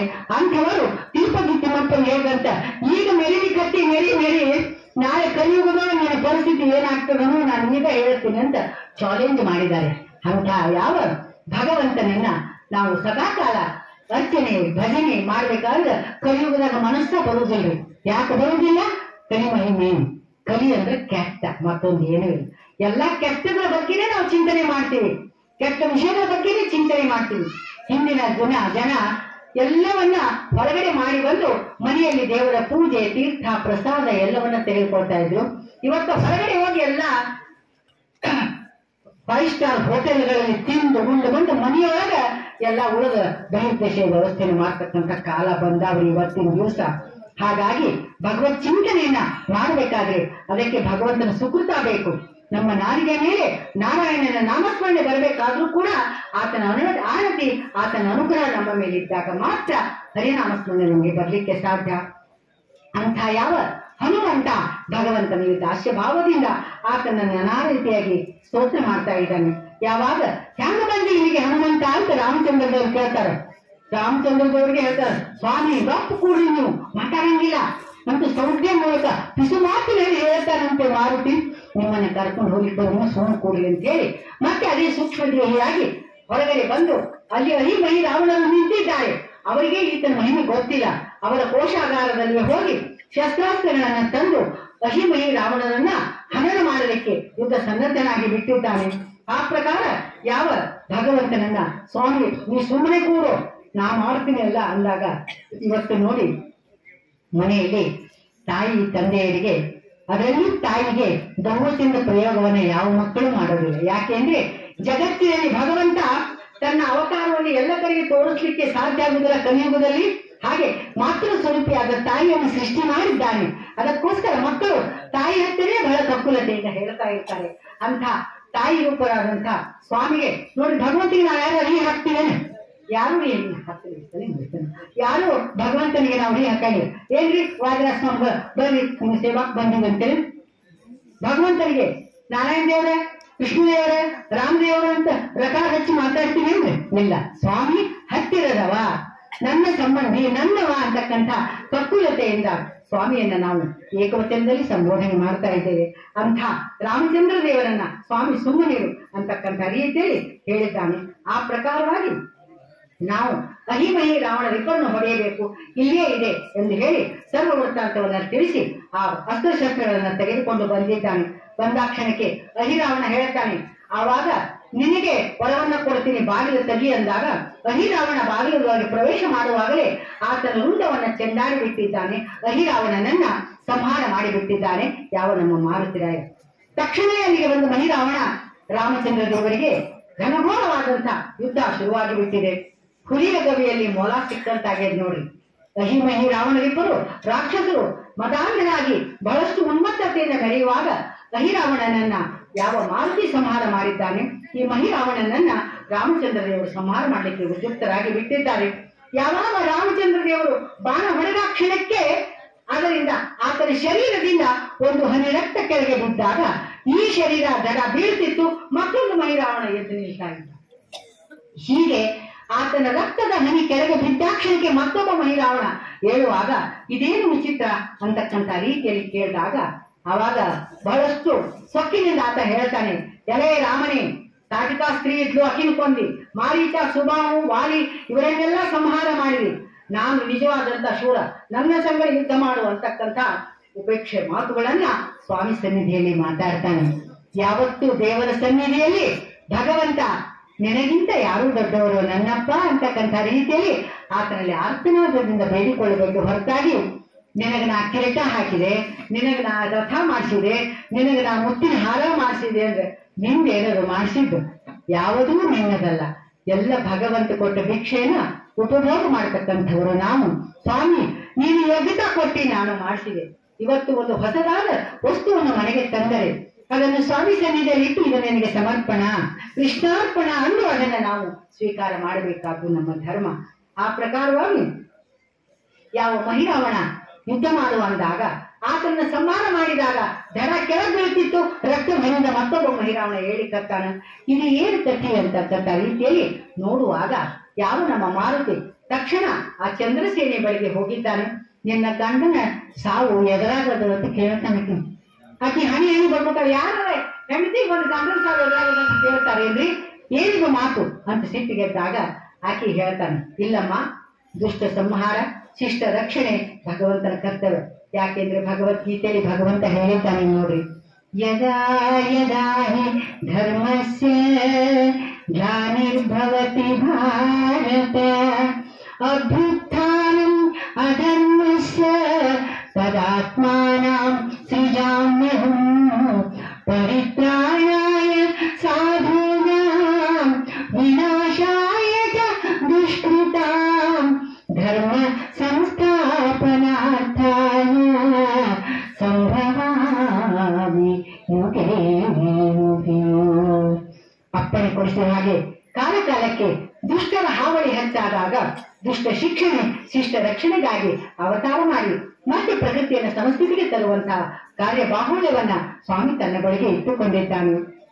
ಅಂತ ಸ್ವಾಮಿಗಾಗಿ ನೀನು ಈ ತ್ಯಾಗವನ್ನ ಮಾಡಲೇಬೇಕಮ್ಮ ಅಂದಾಗ ಆಕೆ ಹೇಳ್ತಾರೆ, ಯಾವ ನಮ್ಮ ಪತಿಯಾದಂತ ಮಹಿರಾವಣನಿಗೆ ಶಂಕರನ ವರವಿದೆ, ಯಾವತ್ತೂ ಕೂಡ ನಿನಗೆ ಸಾವು ಬರದಿರಲಿ ಅಂತ ಶಂಕರ ಯಾವ ನಮ್ಮ ರುದ್ರದೇವರು ಆತನಿಗೆ ವರವನ್ನ ಕೊಟ್ಟಿದ್ದ. ರುದ್ರದೇವರ ಕೆಲಸ ಅದೇ, ಭೋಳಾಶಂಕರ ಅನ್ನೋದು ಅದಕ್ಕೆ ಆತಗ ಬೇಡಿ ತಪಸ್ ಮಾಡಿ ಏನ್ ಬೇಡ್ತಾರೋ ಅವ್ರಿಗೆಲ್ಲ ಕೊಟ್ಬಿಟ್ರು. ಭಸ್ಮಾಸುರ ಕಥೆ ಕೇಳಿರಿಲ್ಲ? ಭಸ್ಮಾಸುರ ಶಿವನನ್ನ ಕೇಳಿದಾಗ ವರ ಕೊಡುವಂಗ, ಏನು ಯಾಕೆ ನಾ ಕೈ ಇಡ್ತೀನಿ ಅವ್ರು ಸುಟ್ಟು ಭಸ್ಮ ಆಗ್ಲಿ ಅಂತ ವರ ಕೇಳಿ. ತಥಾಸ್ತು ಅಂದ. ತಥಾಸ್ತು ಅಂದಾಕ್ಷಣಕ ಶಿವನನ್ನೇ ಬೆನ್ನಟ್ಟಿ ಶಿವನ ತಲೆಯ ಮೇಲೆ ಕೈ ಇಡ್ಲಿ ಪ್ರೋಗ್ರಾಮ ಅಂತಾರೆ ಭಸ್ಮಾಸುರ. ಕೊನೆಗೆ ಮತ್ತೆ ನಾರಾಯಣ ದೇವರು ಅಲ್ಲಿ ಮೋಹಿನಿ ರೂಪ ತಾಳಿ ಬಂದು ನರ್ತನ ಮಾಡಿ ತಮ್ಮ ಕೈಯನ್ನು ತಲೆಯ ಮೇಲೆ ಇಟ್ಟುಕೊಂಡು, ಯಾಕೆಂದ್ರೆ ದೈತ್ಯರು ಕಾಮ ವಾಸನೆಯಿಂದ ತಾಮಸ ಬುದ್ಧಿಯಿಂದ ಹಾಳಾಗಿದ್ದಾರೆ ಹೊರತಾಗಿ ಅವರು ಕೂಡ ಮಹಾಭಕ್ತರೇ. ಯಾಕೆಂದ್ರೆ ಅದಕ್ಕೆ ದೃಷ್ಟಾಂತ ರಾವಣ, ಕಂಸ ಎಲ್ಲರೂ ಕೂಡ. ಅಂಥ ರೀತಿಯಲ್ಲಿ ಯಾವ ಆಕೆಯನ್ನ ಕೇಳಿದಾಗ ಹೇಳ್ತಾಳೆ, ನೋಡಿ ನಮ್ಮ ಯಜಮಾನರಿಗೆ ಶಂಕರನ ವರವಿದೆ. ಯಾವಾಗ ಹನುಮಂತ ಯೋಚನೆ ಮಾಡಿ ಚಂದ್ರಸೇನೆಯನ್ನು ಕೇಳಿದಾಗ ಏನ್ ಮಾಡಬೇಕು ಅಂದಾಗ, ಯಾವಾಗ ಆತನ ರಕ್ತ ಭೂಮಿ ಮೇಲೆ ಬೀಳ್ತದೋ ಹಾಗೆ ಭ್ರಮರಗಳು ಬಂದು ಅಮೃತವನ್ನು ಸಿಂಚನ ಮಾಡ್ತವೆ. ಅದಕ್ಕೆ ಆ ಅಮೃತ ಸಿಂಚನ ಮಾಡಿ ಮತ್ತೆ ಆತ ಜೀವಿತನಾಗಿ ಎದ್ದು ಹೇಳ್ತಾನೆ, ಅದಕ್ಕೆ ಮೊದಲ ಭ್ರಮರಗಳನ್ನು ಸಂಹಾರ ಮಾಡ್ರಿ ಅಂದಾಗ ಮಾರುತಿ ಬಂದು ಸರಿ ಅಂತ ಹೇಳಿ ತತ್ಕ್ಷಣದಲ್ಲಿ ಒಂದು ಕ್ಷಣದಾಗ ಬಾಣದ ಸುರುಮಳೆಯನ್ನು ಬಿಟ್ಟು ಎಲ್ಲ ಭ್ರಮರಗಳನ್ನ ಸಂಹಾರ ಮಾಡಿ ಬಿಟ್ಟಿದ್ದಾನೆ. ಆವಾಗ ಒಂದು ದೊಡ್ಡ ಭ್ರಮರ ಪ್ರಾರ್ಥನೆ ಮಾಡ್ಕೋತದೆ, ತವಾಜ್ಞಾ ಪಾಲಯ ಇಷ್ಯಾಮಿ ಮಾರುತೇ ತ್ಯಾಜ್ಯಮೋ ಪ್ರಭೋ. ಸ್ವಾಮಿ, ನನ್ನ ಸಂಕುಲ ನಾಶ ಹೋಗ್ಲಿಕ್ಕತ್ತದ, ನನ್ನ ಒಬ್ಬನನ್ನು ಉಳಿಸು, ನಿನಗೆ ನಾನು ಸಹಾಯ ಮಾಡ್ತೀನಿ ಅಂದಾಗ ಒಂದು ಭ್ರಮರವನ್ನ ಮಾತ್ರ ಉಳಿಸಿದ್ದಾನೆ ಯಾವ ನಮ್ಮ ಮಾರುತಿ. ಹಂಗಾದ್ರೆ ನನ್ನ ರಕ್ಷಣೆ ಮಾಡು, ನಿನ್ನ ಆಜ್ಞೆಯಂತೆ ನಡೀತೀನಿ ಅಂದಾಗ ಪ್ರಸಂಗ ಬಂದಾಗ ನೀನು ಉಪಯೋಗ ಮಾಡ್ಕೋತೀನಿ ಅಂತ ಹೇಳ್ತಾನೆ. ತದನಂತರದಲ್ಲಿ ಯಾವ ರಾಮಚಂದ್ರ ದೇವರು ಬ್ರಹ್ಮಾಸ್ತ್ರದಿಂದ ಆ ಮಹಿರಾವಣನನ್ನ ಸಂಹಾರ ಅಂತಕ್ಕಂಥದ್ದನ್ನು ಮಾಡಿಬಿಟ್ಟಿದ್ದಾರೆ. ತಕ್ಷಣವೇ ನಡೆಯ ಮಾರುತಿ, ನಮ್ಮ ಕೆಲಸವಾಯಿತು, ಇನ್ನ ರಾವಣನನ್ನ ಸಂಹಾರ ಮಾಡಿ ಸೀತೆಯನ್ನ ಕಳೆದುಕೊಂಡು ಹೋಗೋಣ ಅಂತಕ್ಕಂಥ ರೀತಿಯಲ್ಲಿ ಅಂದಾಗ, ನೀನೇ ನಮ್ಮನ್ನು ಪಾಲ್ಗಾಣಿಸಿದೆಪ್ಪ, ಹೋಗೋಣ ನಡಿ ಅಂದಾಗ ರಾಮಚಂದ್ರ ದೇವರಿಗೆ ಹನುಮಂತ ಸ್ವಲ್ಪ ತಡಿ ಅಂತ ಹೇಳ್ತಾನೆ. ಯಾಕೆ ಅಂದ್ರೆ ಆ ಯಾವ ರಾಣಿ ಚಂದ್ರಮತಿ ಇರ್ತಾಳಲ್ಲ, ಆಕೆಗೆ ನಾನೊಂದು ಮಾತು ಕೊಟ್ಟು ಬಂದೀನಿ ಅಂತ ಹೇಳ್ತಾ. ಆಕೆ ತನ್ನ ಗಂಡನ ಪ್ರಾಣಿ ಎದುರಾಗದಂತೆ ಹೇಳೋ ಮುಂದ ಒಂದು ವಾಗ್ದಾನ ತಗೊಂಡಿರ್ತಾಳೆ ಯಾವ ನಮ್ಮ ಮಾರುತಿಯಿಂದ. ಎಲೆ ಮಾರುತಿ, ನನ್ನ ಗಂಡನ ಪ್ರಾಣದ ಗುಟ್ಟನ್ನ ಹೇಳಿನಿ, ಆಗ ನಂದೊಂದು ಅಪೇಕ್ಷೆ ಅದ, ನನ್ನ ಅರಮನೆಗೆ ನೀನು ರಾಮಚಂದ್ರ ದೇವರನ್ನ ಕರ್ಕೊಂಡು ಬರಬೇಕು, ಅವರಿಂದ ಅವರ ಪಾದ ಸೇವೆಯನ್ನ ನಾನು ಮಾಡಬೇಕು, ಇದೊಂದು ನನ್ನ ಅಪೇಕ್ಷೆ ಇದೆ, ನೀ ಈಡೇರಿಸ್ತೀನಿ ಅಂತ ನಾ ಹೇಳ್ತೀನಿ ಅಂತ ಮಾತು ತಗೊಂಡಿರ್ತಾನೆ. ಆ ಪ್ರಕಾರವಾಗಿ ಆಯ್ತು ಕರೆದುಕೊಂಡು ಬರ್ತೇನೆ ಅಂತ ಹೇಳಿರ್ತಾನೆ. ಹೇಳಿದ ಕ್ಷಣಕ್ಕೆ ರಾಮಚಂದ್ರ ದೇವರಿಗೆ ಹನುಮಂತ ಹೇಳ್ತಾನೆ, ಚಂದ್ರಸೇನೆಗೆ ನಿನ್ನನ್ನ ಮನೆಗೆ ಕರೆದುಕೊಂಡು ಬರ್ತೀನಿ ಅಂತ ವಾಗ್ದಾನ ಮಾಡಿನಿ ಸ್ವಾಮಿ, ಆಕೆ ಮನೆಗೆ ಹೋಗಿ ಆಕೆ ಭೇಟಿಯಾಗಿ ಮುಂದೆ ನಾವು ಹೋಗೋಣ ಅಂದಾಗ ರಾಮಚಂದ್ರ ದೇವರು ಹೇಳ್ತಾರೆ, ಏನು ಮಾಡ್ತೀನಿ ನನಗೆ ಹೊರಬರದಲ್ಲಿ ಬುದ್ಧಿ ಏನು? ಯಾಕಪ್ಪ, ತ್ರೇತಾಯುಗದಲ್ಲಿ ನಾನು ಏಕಪತ್ನಿ ವ್ರತಸ್ಥ, ಪರಸ್ತ್ರೀಯರನ್ನು ಕಣ್ಣೆಟ್ಟಿಯೂ ನೋಡೋದಿಲ್ಲ. ಯಾಕೆ ಅಂದ್ರೆ ಯಾವ ಸೀತಾದೇವಿ ರಾವಣನಲ್ಲಿ ನಿಜವಾಗಲೂ ಸೀತೆ ಇಲ್ಲ ಕಣ್ರಿ. ಅಲ್ಲಿ ನಿಮ್ಮನ್ನು ಯಾವ ವೇದವತಿ ಅಂತಕ್ಕಂಥವಳು ಯಜ್ಞಪುರುಷನ ಮಗಳಾದಂತಹ ವೇದವತಿ ಬಂದು ಅಲ್ಲಿ ನಿಜವಾಗಿ ರಾವಣನ ಶೋಕವನದಲ್ಲಿ ಆಕೆ ಇದ್ದಾಳೆ. ಸೀತಾದೇವಿಯನ್ನ ಯಾವ ಅಗ್ನಿದೇವರು ಕರೆದುಕೊಂಡು ಹೋಗಿದ್ದಾರೆ. ಮುಂದೆ ಆಕೆಯನ್ನ ಅಗ್ನಿ ಪ್ರವೇಶ ಮಾಡಿ ಕರೆದುಕೊಂಡಾಗ ಇಬ್ಬರು ಸೀತೆಯರು ಬರ್ತಾರೆ. ಆಗ ರಾಮಚಂದ್ರ ದೇವರು ಹೇಳ್ತಾರೆ, ಇಬ್ಬರು ಸೀತೆಯರು ಸೇಮ್ ಇದ್ದಾರೆ, ಇವರು ನನ್ನ ಹೇಳ್ತಿ ಯಾರು ಅಂತ ಕೇಳಿದಾಗ ಆಗ ಸೀತಾ ಮಾತೆ ನಿಜವಾದ ವೃತ್ತಾಂತವನ್ನು ಹೇಳಿ, ನನಗೋಸ್ಕರ ಈ ವೇದವತಿ ಬಹಳಷ್ಟು ಕಷ್ಟವನ್ನು ಪಟ್ಟಿದ್ದಾಳೆ ದೈತ್ಯರ ಸಮೂಹದಲ್ಲಿ, ಅದಕ್ಕಾಗಿ ಸ್ವಾಮಿ ನನ್ನ ಇಚ್ಛೆ ಇದೆ, ನೀವು ಆಕೆಯನ್ನು ಪರಿಗ್ರಹಣ ಮಾಡಿ ಅಂದಾಗ ಆಗ ಸಹಿತ ರಾಮಚಂದ್ರದವರು ಹೇಳ್ತಾರೆ, ಇಲ್ಲ ಸೀತಾ, ಈ ತ್ರೇತಾಯುಗದಲ್ಲಿ ನಾನು ಏಕಪತ್ನಿ ವ್ರತಸ್ಥ, ಈ ವೇದವತಿಗೆ ಮಾತು ಕೊಡ್ತೇನೆ, ಮುಂದೆ ನಾನು ಕಲಿಯುಗದಲ್ಲಿ ಅವತಾರ ಮಾಡ್ತೇನೆ, ಆ ಸಮಯದಲ್ಲಿ ನಾನು ಆಕೆಯನ್ನ ವಿವಾಹ ಅಂತಕ್ಕಂಥದ್ದನ್ನ ಮಾಡ್ಕೊಳ್ತೇನೆ, ಅಲ್ಲಿಯವರೆಗೂ ಆಕೆ ಹಿಮಾಲಯದಲ್ಲಿ ತಪಸ್ಸನ್ನು ಮಾಡಲಿ ಅಂತಕ್ಕಂಥ ರೀತಿಯಲ್ಲಿ ರಾಮಚಂದ್ರನವರು ಏಕಪತ್ನಿ ವ್ರತಸ್ಥ, ಸೀತೆಯೊಬ್ಬರೇ ನನ್ನ ಪತ್ನಿ ಅಂದಾಗ ಈಗಿನ ನಾನು ನೋಡೋದಿಲ್ಲ, ನಾ ಬರೋದಿಲ್ಲ ಅಂದಿರ್ತಾನೆ. ಸ್ವಾಮಿ, ನಾ ಎಲ್ಲಾ ವ್ಯವಸ್ಥೆ ಮಾಡೀನಿ, ಮಾತು ತಪ್ಪಬೇಡಿ, ನನ್ನ ಜೊತೆ ಸುಮ್ಮನ ನಡೆಯಿರಿ. ಇದು ಭಕ್ತನ ಒಂದು ಆದ್ಯತೆ ಭಗವಂತನಲ್ಲಿ. ಸ್ವಾಮಿಯನ್ನ ಕಟ್ಟಿ ಹಿಡಿಬೇಕಂದ್ರೆ ಭಕ್ತಿಯ ಭಾವದಿಂದ ಕಟ್ಟಬೇಕಾಗ್ತದೆ. ಆವಾಗ ಸ್ವಾಮಿಗಿಷ್ಟೆಲ್ಲ ಹೇಳಿ ಕರೆದುಕೊಂಡು ಬರುವುದರಲ್ಲಿ ಆ ಒಂದು ಭ್ರಮರ ಏನು ಉಳಿದಿತ್ತಲ್ಲ, ಆ ಭ್ರಮರಕ್ಕೆ ಅಪ್ಪಣೆ ಮಾಡಿದ್ದಾರೆ ಯಾವ ನಮ್ಮ ಮಾರುತಿ. ಎಲೆ ಭ್ರಮರವೇ, ಹೋಗಿ ಯಾವ ಆ ಚಂದ್ರಸೇನೆಯ ಮನೆಯಲ್ಲಿ ಇರ್ತಕ್ಕಂಥ ಹಂಸತೂಲಿಕಾ ತಲ್ಪವನ್ನ ಒಳಗಡೆಯಿಂದ ನೀನು ಕೊರೆದು ಟೊಳ್ಳು ಮಾಡಿದರು ಅಪ್ಪಣೆ ಕೊಟ್ಟಿದ್ದಾನೆ. ಆ ಪ್ರಕಾರ ಹಾಗೆ ಮಾಡಿಬಿಟ್ಟಿದೆ. ಇತ್ತ ಕಡೆಗೆ ಆ ಚಂದ್ರಸೇನೆಗೆ ಹೇಳ್ತಾರೆ, ರಾಮಚಂದ್ರ ದೇವರನ್ನ ನಿನ್ನ ಮನೆಗೆ ನಾ ಕರ್ಕೊಂಡು ಬರ್ತೀನಿ, ಎರಡು ಮಾತಿಲ್ಲ, ಆದ್ರೆ ನಿನ್ನ ಮನೆಗೆ ಬಂದಾಗ ಸ್ವಾಮಿಗೆ ಏನಾದ್ರೂ ಅಪಚಾರವಾದರೆ ತಕ್ಷಣ ಹೊರಟು ಹೋಗ್ತಾರೆ, ಅದಕ್ಕೆ ನಾ ಜವಾಬ್ದಾರಿ ಅಂತ ಹೇಳಿಬಿಟ್ಟಿದ್ದಾನೆ. ಆಗಲಿ ಅಂತ ಹೇಳ್ತಾರೆ. ಯಾವ ರಾಮಚಂದ್ರ ದೇವರು ಬರುವುದನ್ನೇ ಬಾಗಿಲಲ್ಲಿ ಬಂಗಾರದ ತಮ್ಮಿಗೆ ಹರಿವಾಣವನ್ನು ಇಟ್ಟುಕೊಂಡು ಪಾದ ಪೂಜೆಗಾಗಿ ನಿಂತಿದ್ದಾರೆ. ತಕ್ಷಣಕ್ಕೆ ರಾಮಚಂದ್ರ ದೇವರು ಬಂದಾಗ ಅವರ ಪಾದವನ್ನು ತೊಳೆದು ನಮಸ್ಕಾರ ಮಾಡಿ ಒಳಗೆ ಕೈ ಹಿಡಿದು ಕರೆ ತಂದು ಆ ಯಾವ ಹಂಸತೂಲಿಕಾ ತಲುಪದ ಮೇಲೆ ಕೂಡಿಸಿದ ಅಕ್ಷರಕ್ಕೆ ರಗಡಕ್ಕಂತ ಮುರಿದು ಬಿಟ್ಟರು ನೋಡ್ರಿ ಆ ಮಂಚ. ತಕ್ಷಣ ರಾಮಚಂದ್ರದೇವರು ಆಟ ಕೆಲಸ ಅಂತ ಎದ್ದು ಬರ್ತಿದ್ದಾರೆ.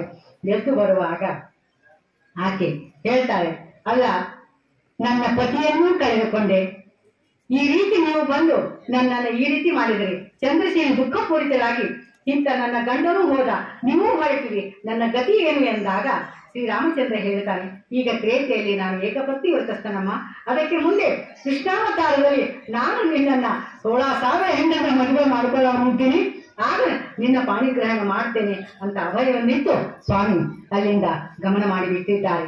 ಅಂತ ಹನುಮಂತ ದೇವರು ಭಕ್ತಿ ಸಂಭ್ರಮದಿಂದ ರಾಮ ಲಕ್ಷ್ಮಣರನ್ನ ಹೆಗಲ ಮೇಲೆ ಕೂಡಿಸಿಕೊಂಡು ಮರಳಿ ಹೊರಟಾಗ ಆವಾಗ ಅವರನ್ನು ಲಂಕೆಗೆ ಕರೆತಂದು ಎಲ್ಲ ಕಪಿಗಳಿಗೆ ದರ್ಶನ ಮಾಡಿಸಿ ರಾವಣನನ್ನು ಕೊಂದು ಸೀತೆಯನ್ನು ಕರೆದುಕೊಂಡು ಯಾವ ಅಯೋಧ್ಯೆಗೆ ಹೊರಡುತ್ತಾರೆ ಎಂಬುದಿಗೆ ಕಥಾಭಾಗಕ್ಕೆ ಮಂಗಳ ಅಂತಕ್ಕಂಥದ್ದು ಆಗ್ತದೆ. ನಾವು ಎಷ್ಟೇ ಶಾರ್ಟ್ ಬಟ್ ಸ್ವೀಟ್ ಅನ್ನೋ ಹಾಗೆ ಮಾಡಿದ್ರೂ ಕೂಡ ಹರಿಕಥಾ ದಾಸರಿಗೆ ಸಮಯ ಕನಿಷ್ಠ 2-2.5 ತಾಸು ಬೇಕಾಗ್ತದೆ. ಇವತ್ತು ನಾ ಎಲ್ಲ ಕೀರ್ತನೆಗಳನ್ನ ಕೇವಲ ಕೊನೆ ನುಡಿಯನ್ನ ಹಾಡಿದ್ರೂ ಕೂಡ ನನಗೆ ಇಷ್ಟು ಸಮಯ ಬೇಕಾಯಿತು. ಹಾಗಾಗಿ ಎಲ್ಲ ಭಕ್ತಾದಿಗಳು ಇಲ್ಲಿಯವರೆಗೆ ಕುಳಿತುಕೊಂಡು ಭಗವನ್ ನಾಮ ಸಂಕೀರ್ತನೆಯನ್ನ ಸ್ವಾಮಿಯ ಚರಿತಾಮೃತವನ್ನ ಶ್ರವಣ ಮನನ ಮಾಡಿದ್ದೀರಾ. ಅಂಥ ಯಾವ ಮಹಾಭಕ್ತ ಹನುಮಂತ ನಾವು ಪೂರ್ವ ಪೀಠಿಕೆಯಲ್ಲಿ ಹೇಳಿದಂತೆ ಭಗವಂತನ ಸಂತತ ಚಿಂತನೆಯ ಭಕ್ತಿ, ಅವನ ಪೂಜೆ ಭಾಗ್ಯ ಅಂತಕ್ಕಂಥ ರೀತಿಯಲ್ಲಿ ಅನನ್ಯ ಚಿಂತಯಂತೋ ಮಾಂ ಯೇ ಜನಾಃ ಪರ್ಯುಪಾಸತೆ ತೇಷಾಂ ನಿತ್ಯಾಭಿಯುಕ್ತಾನಾಂ ಯೋಗಕ್ಷೇಮಂ ಭಗವಂತ ಅಪ್ಪಣೆ ಕೊಡಿಸಿದ್ದಾನೆ.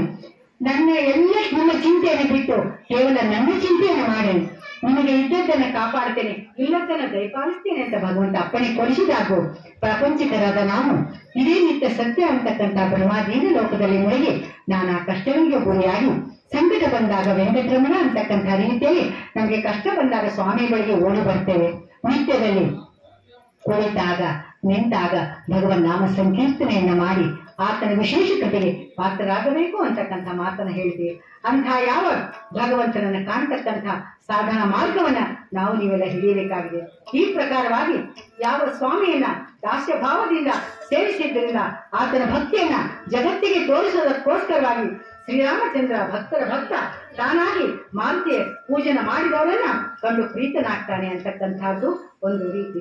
ಅದಕ್ಕಾಗಿ ಯಾವ ಮಾರುತಿಗೆ ಹನುಮಂತ ದೇವರ ಗುಡಿ ನೋಡ್ರಿ, ಇವತ್ತು ಒಂದು ಪುಟ್ಟ ಹಳ್ಳಿ ಇದ್ರೂ ಕೂಡ ಭಗವಂತ ರಾಮಚಂದ್ರ ದೇವನ ಹೊರ ಇದೆ ಹನುಮಂತನಿಗೆ. ರಾಮದೇವ್ರ ಗುಡಿ ಎಲ್ಲರೂ ಭಾಳ ಏನ್ರಿ, ರಾಮದೇವ್ರ ದರ್ಶನ ಹೋಗಾರ ಅಯೋಧ್ಯಕ್ಕ ಹೋಗ್ಬೇಕು. ನಾವು ಮನೆ ಹೋಗಿ ದರ್ಶನ ಮಾಡ್ಕೊಂಡು ಬಂದು ಅಯೋಧ್ಯೆಯಲ್ಲಿ ಹೋಗೋ ತನಕನು ಆ ರಾಮಚಂದ್ರ ದೇವನ ದೂತನಾದಂತ ಮಾರುತಿಯ ಚಿಂತನ ಸೇವನೆ ಮಾಡಿ ರಾಮದೇವರು ಪ್ರಾದುರ್ಭೂತನಾಗ್ತಾನೆ. ಹಾಗಾಗಿ ಪುಟ್ಟ ಹಳ್ಳಿಯಲ್ಲೂ ಕೂಡ ಊರೊಳಗ ಹನುಮಂತ ಇದ್ದೇ ಇರ್ತಾನೆ. ಅದಕ್ಕೂ ನೋಡಿ ಊರು ಸುಟ್ಟು ಹನುಮಂತ ಹೊರಗಂತ ಊರು ಗಂಡಿಗೇನೆ ಹನುಮಂತ ದೇವರ ದೇವಸ್ಥಾನ ಮಾಡಿ ಸಕಲ ವರ್ಣೀಯರು ಕೂಡ ಆತನನ್ನ ಸೇವೆ ಮಾಡ್ತಾ ಇರ್ತಾರೆ. ಅಂಥ ರಾಮಚಂದ್ರ ದೇವರು ಯಾವ ತಮ್ಮ ಅವತಾರ ಸಮಾಪ್ತಿ ಕಾಲಕ್ಕೆ ಬಂದವರನ್ನೆಲ್ಲ ತನ್ನ ಜೊತೆಗೆ ಕರೆದೊಯ್ಯಲಿಕ್ಕೆ ಸಿದ್ಧರಾದರಂತೆ. ಹನುಮಂತ ನಾನು ಸ್ವಾಮಿ ಬಂದು ಬಿಡ್ತೇನೆ ಇಲ್ಲಿ ಜೋಡಿ ಅಂದ್ರಂತ. ಅದಕ್ಕೆ ಸಾಧ್ಯ ಇಲ್ಲ ಅಂದ್ರಂತೆ. ಯಾಕೆ ಅಂದ್ರೆ ಇನ್ನೂ ಹಿಂದೆ ಕಲಿಯುಗ ಮುಗಿಯೋ ತನಕನು ಭಕ್ತ ವರ್ಗ ಇದೆ. ಅವರ ನಾನಾ ಕಷ್ಟಗಳಿಗೆ ನೀನು ಅದಕ್ಕೆ ಅವರಿಗೆ ಒಳ್ಳೆಯದಾದಂತ ಧರ್ಮ ಮಾರ್ಗವನ್ನು ತೋರಿಸಿ ಆ ಎಲ್ಲಾ ಭಕ್ತರನ್ನ ಕರ್ಕೊಂಡು ಬರ್ಲಿಕ್ಕೆ ನೀವು ಇರಬೇಕಿಲ್ಲ. ಅದಕ್ಕೋಸ್ಕರವಾಗಿ ಇವತ್ತಿಗೂ ಕೂಡ ಚಿರಂಜೀವಿ ಆದಂತ ಸಪ್ತ ಚಿರಂಜೀವಿಗಳಲ್ಲಿ ಮಾರುತಿ ಒಬ್ಬ. ಅಂತ ಚಿರಂಜೀವಿ ಆದಂತ ಮಾರುತಿ ಯಾವ ಕಿಂಪುರುಷ ಖಂಡದಲ್ಲಿ ಕುಳಿತು ನಮಗೋಸ್ಕರ ಆತ ಅಲ್ಲಿ ಹಂಸನಾಮಕ ಪರಮಾತ್ಮನ ಚಿಂತನೆಯನ್ನ ಜಪರೂಪದಲ್ಲಿ ಮಾಡ್ತಾ ಇದ್ದಾನೆ ಅಂತ ನಾವು ಉಸಿರಾಟ ಮಾಡ್ತಾ ಇದ್ದೇವೆ. ನಾನು ಮಾತಾಡ್ತಾ ಇದ್ದೇನೆ, ತಾವು ಶ್ರವಣ ಭಕ್ತಿಯನ್ನು ನಡೀತಾ ಇದ್ದೇವೆ. ಅಂಥ ಯಾವ ಭಗವಂತನನ್ನ ಸದಾಕಾಲ ಸ್ಮರಣವನ್ನಾಡಿ ಆ ಬಂಧನದಿಂದ ಪಾಲು ಮಾಡೋ ಸ್ವಾಮಿ ಅಂತಕ್ಕಂಥ ರೀತಿಯಲ್ಲಿ ನೀನು ವರ್ಗ ಹಸ್ತನಾಗಿ ಎಲ್ಲ ಕಡೆಗೆ ನಿಂತು ಜನರನ್ನ ಭಕ್ತರನ್ನ ಉದ್ಧಾರ ಮಾಡುವಂತಕ್ಕಂಥ ರೀತಿಯಲ್ಲಿ ಹನುಮಂತನಿಗೆ ಹೇಳಿದ್ದಾರೆ. ಅಂಥ ಯಾವ ಮಾರುತಿಯನ್ನ ನಾವು ಸ್ಮರಣವನ್ನ ಮಾಡಿ ಆತನನ್ನ ಸತ್ಯ ನಿತ್ಯದಲ್ಲಿ ಕೂಡ ನಾವು ಆತನ ಸೇವಿಸಬೇಕಾಗ್ತದೆ. ಅಂಥ ಯಾವ ಮಾರುತಿಯ ಕಥಾನಕ ರಹಿಮಹಿ ರಾವಣರ ಹರಣ ಅಂತಕ್ಕಂಥ ಆಖ್ಯಾನ. ಯಾಕೆಂದ್ರೆ ನಮ್ಮ ವಾದಿರಾಜರು ಸಮೀರ ಅವರು ವಾಯುರೂಪಿಯಲ್ಲಿ ಇರ್ತಕ್ಕಂಥವ್ರು, ಭಾವಿ ಸಮೀರರು ಅಂತಕ್ಕಂಥ ವಾಕ್ಯ ಅವರಿಗಾಗಿ ನಿರ್ಮಿತವಾಗಿದೆ. ಅಂಥ ಸ್ವಾಮಿಯನ್ನ ತಮ್ಮಲ್ಲಿ ಆವಾಹನೆ ಮಾಡಿಕೊಂಡಂಥ ವಾದಿರಾಜ ಸ್ವಾಮಿಗಳ ಪೂರ್ವಾರಾಧನೆ ದಿವಸ ಇವತ್ತು ಯಾವ ಭಕ್ತ ಶಿರೋಮಣಿಯಾದಂತಹ ದಾಸ್ಯಭಾವದಿಂದ ಭಗವಂತನನ್ನ ತನ್ನ ಹೃದಯಾಂತರಾದಲ್ಲಿ ಪಟ್ಟಾಭಿಷೇಕನ ಮಾಡಿಕೊಂಡಂತ ಮಾರುತಿಯ ಕಥಾನಕವನ್ನ ಯಥಾಮತಿಯಾಗಿ ಹೇಳಿದಂತ ನಮಗೂ ಆ ಹನುಮಂತನ ಹೃದಯಾಂತರ್ಗತನಾದಂತಹ ಶ್ರೀರಾಮಚಂದ್ರ ದೇವರು ತಾವೆಲ್ಲ ಸ್ಮರಣ ಭಕ್ತಿಯನ್ನು ಮೆರೆದು ಭಗವಂತನ ಕೀರ್ತನೆಯನ್ನ ಶ್ರವಣ ಮನನ ಮಾಡಿದ್ದಕ್ಕಾಗಿ ತಮ್ಮೆಲ್ಲರಿಗೂ ಕೂಡ ಆ ರಾಮಚಂದ್ರ ದೇವರು ಅಹೋ ಭಾಗ್ಯವನ್ನು ಕೊಟ್ಟು ಆಯುರಾರೋಗ್ಯ ಭಾಗ್ಯವನ್ನು ಕೊಟ್ಟು ಸದಾ ಕಾಪಾಡಲಿ ಎಂಬರಿಗೆ ಕಥಾಭಾಗಕ್ಕೆ ಮಂಗಳವಾಗ್ತದೆ. ಇವತ್ತಿನ ದಿವಸ ನಾವು 6 ಗಂಟೆಗೆ ತಯಾರ ಕೂತಿದ್ದೆ. ನಮ್ಮ ಕಡೆ ಏನು ತಪ್ಪಿಲ್ಲ, ಯಾಕಂದ್ರೆ ನಾವು ಬಂದು ಕೂತೀವಿ, ನಮ್ಮ ಕೆಲಸ ಅದು ಒಂದೇ. ಆದರೆ ಬೆಳಗಿನಿಂದ ಸಾಯಂಕಾಲದವರೆಗೆ ಸತತವಾಗಿ ಸ್ವಾಮಿಯ ಸೇವೆ ನಡೀತಾ ಇದೆ. ಎಷ್ಟು ಅದ್ಭುತವಾದದ್ದು ನಿಜವಾಗ್ಲೂ. ನನಗೆ ಯಾಕೆಂದ್ರೆ ಸ್ವಾಮಿ ಅನುಗ್ರಹ ನಿಮಗಿಂತ ಹೆಚ್ಚು ನನಗೆ ಮಾಡಿದ್ದಾನೆ. ಪ್ರಥಮ ಬಾರಿ ನಾನಿಲ್ಲಿ ಬಂದು ಸ್ವಾಮಿ ಸನ್ನಿಧಿಯಲ್ಲಿ ಹರಿಕಥೆ ಮಾಡುವ ಅಹೋ ಭಾಗ್ಯವನ್ನು ನನಗೆ ಕೊಟ್ಟಿದ್ದಾನೆ. ಯಾಕೆಂದ್ರೆ ಈ ಊರು ಯಾವ ದಿಕ್ಕಿಗಿದೆ ಅನ್ನೋದು ನನಗೆ ಗೊತ್ತಿರಲಿಲ್ಲ. ಮೊನ್ನೆ ನಾನು ಹಾವೇರಿಗೆ ಬಂದಾಗ ಅವರ ಒಂದು ಸಂಪರ್ಕವಾಯಿತು. ನನ್ನ ಸೋದರ ಸಂಬಂಧಿಯಾದಂತ ಪ್ರಾಣೇಶರು ಇವತ್ತು ದಿವಸ ಎಲೆಯ ಸೇವೆಯನ್ನ ಮಾಡಿದ್ದಾರೆ. ಅವರು ಈ ಒಂದು ಆಚಾರ್ಯರಿಗೆ, ಗರಗಲಿಯ ಆಚಾರ್ಯರಿಗೆ ನಮ್ಮ ಹೆಸರನ್ನು ಸೂಚನೆ ಮಾಡಿದಾಗ ಆಚಾರ್ಯರು ನಮಗೆ ಇವತ್ತಿನ ದಿವಸ ಹರಿಕತೆಗೆ ಬರಬೇಕು ಅಂತ ಆಮಂತ್ರಣ ಕೊಟ್ಟರು. ಬಹಳ ಖುಷಿ ಆಯ್ತು. ಯಾಕೆಂದ್ರೆ ಪ್ರಪಂಚದಲ್ಲಿ ಭಗವಂತ ನನಗೆ ಎಲ್ಲವನ್ನ ಕೊಟ್ಟಿದ್ದಾನೆ, ಯಾವುದಕ್ಕೂ ಕೊರತೆಯನ್ನು ಇಟ್ಟಿಲ್ಲ. ಇದಕ್ಕೆ ಕಾರಣ ನಾನು ಅವನಿಗೆ ಋಣಿಯಾಗಿರಬೇಕು. ಹಾಗಾಗಿ ಪ್ರಾಪಂಚಿಕ ಸುಖವನ್ನೆಲ್ಲ ಕೊಟ್ಟಿದ್ದರೂ ಕೂಡ ಈ ಭಗವತ್ ಚಿಂತನೆ ಮಾಡುವ, ನಾನು ಕುಳಿತು ಹೇಳುವ, ತಾವು ಶ್ರವಣ ಭಕ್ತಿಯನ್ನು ಮೆರೆಯುವ ಇಂಥ ಒಂದು ಸದಾವಕಾಶವನ್ನ ಸತತವಾಗಿ ನನಗೆ ಕೊಡು ಸ್ವಾಮಿ ಅಂತಕ್ಕಂಥ ಆತನ ದಾಸರಾಗಿ ನಾನು ಈ ಮಾಲೆಯನ್ನು ಸ್ವೀಕಾರ ಮಾಡಿದ್ದೇನೆ. ದಾಸ ಸಾಹಿತ್ಯ, ಶರಣ ಸಾಹಿತ್ಯ, ವಚನ ಸಾಹಿತ್ಯ, ಜನಪದ ಸಾಹಿತ್ಯವನ್ನ ಆಯಾ ಸಂದರ್ಭಕ್ಕೆ ತಕ್ಕ ಹಾಗೆ ಹೇಳುವ ಭಾಗ್ಯವನ್ನ ಭಗವಂತ ಕೊಟ್ಟಿದ್ದಾನೆ. ನನ್ನ ತಂದೆ ಆಶೀರ್ವಾದ ನನ್ನ ಮೇಲಿದೆ. ನನ್ನ ತಂದೆಯೇ ನಿಜವಾದ ನನ್ನ ಗುರುಗಳು, ನನ್ನ ತಾತ ನನ್ನ ನಿಜವಾದ ಗುರುಗಳು. ಅವರು ಹಾಕಿಕೊಟ್ಟ ಸನ್ಮಾರ್ಗದಲ್ಲಿ ನಡೆದು ನಾನು ಇವತ್ತಿನ ತನಕ ಸುಮಾರು 25-30 ವರ್ಷಗಳಿಂದ ಹರಿಕಥೆ ಸೇವೆಯನ್ನು ಮಾಡ್ತಾ ಬಂದಿದ್ದೇನೆ. ತಮ್ಮೆಲ್ಲ ಭಾಗವತೋತ್ತಮರ ಭಕ್ತಿ ಭಾವದ ಆಶೀರ್ವಾದ ನನ್ನ ಮೇಲಿದ್ದು ಆ ಸ್ವಾಮಿ ನನಗೆ ಕರುಣಿಸಲಿ. ತಮ್ಮೆಲ್ಲರಿಗೂ ಕೂಡ ಭಾಗ್ಯವನ್ನು ಕೊಡಲಿ. ಎಲ್ಲರಿಗೂ ಕೂಡ ಆಯುರಾರೋಗ್ಯ ಭಾಗ್ಯ ಕೊಟ್ಟು ಸದಾ ಆತನ ಸನ್ನಿಧಿಯಲ್ಲಿರುವ ಅವಕಾಶವನ್ನ ದಕ್ಕಿಸಿಕೊಡಲಿ ಅಂತಕ್ಕಂಥ ಮಾತನ್ನ ಹೇಳ್ತಾ ಇವತ್ತಿನ ದಿವಸ ನನಗಿಬ್ಬರು ಕೂಡ ಸಾಥಿದಾರ. ಯಾಕೆಂದ್ರೆ ದಾಸರು ಹೇಳ್ಯಾರ, ತಾಳ ಬೇಕು ತಕ್ಕ ಮ್ಯಾಳ ಬೇಕು, ತಾಳ ಮೇಳಗಳಿದ್ದು ಪ್ರೇಮವಿಲ್ಲದ ದಾನ ಒಲ್ಲನೋ ಹರಿಕೊಳ್ಳನೋ ಅನ್ನೋ ಹಾಗೆ ತ್ರಿವಿಕ್ರಮ ಬಂದು ಕೂತಿದ್ದಾನೆ ಪಕ್ಕದಲ್ಲಿ. ನನಗೆ ಇನ್ನೇನು ಬೇಕು? ಈ ಕಡೆ ಲಕ್ಷ್ಮೀ ರೂಪವಾದಂತ ಮುತ್ತೈದೆ ಬಂದು ನನಗೆ ಸಾಥ್ ನೀಡಿದ್ದಾರೆ. ಹಾಗಾಗಿ ನಮಗೊಂದು ಸಮಸ್ಯೆ ಏನಂದ್ರಪ್ಪ, ನಾವೇ ಸಾಥಿದಾರರು ಕರ್ಕೊಂಡು ಬರ್ಬೇಕಂದ್ರೆ ಬಹಳ ವಜ್ಜೆ ಆಗ್ಬಿಡ್ತದೆ ಅವ್ರು ಕಲಿಸ್ತವ್ರಿಗೆ ಅನ್ನೋ ಉದ್ದೇಶದಿಂದ ನಿಮ್ಮಲ್ಲಿ ಇರ್ತಕ್ಕಂಥ ಸಾಥಿದಾರ ನಮ್ಗೆ ಒದಗಿಸಿಕೊಡಿ, ನಾವು ಹರಿಕಥೆಯನ್ನ ಮಾಡ್ತೇವೆ ಅಂತ ಅವರಿಗೆ ನಾವು ಹೇಳಿರ್ತೀವಿ. ಆ ಪ್ರಕಾರ ಸ್ವಲ್ಪ ಸಮಯವಾದರೂ ಕೂಡ ಅವರು ಎಲ್ಲ ಅನುಕೂಲವನ್ನ ಮಾಡಿದರು. ನಾವು ಕೂಡ ತತ್ಫಲವಾಗಿ ಸ್ವಾಮಿ ಸೇವೆಯನ್ನ ಮಾಡಿದ್ದೇವೆ. ಎಷ್ಟು ಸೇವೆ ಮಾಡಿದ್ದನೋ ಆ ಸ್ವಾಮಿಗೆ ಗೊತ್ತು, ನನಗೆ ಗೊತ್ತು.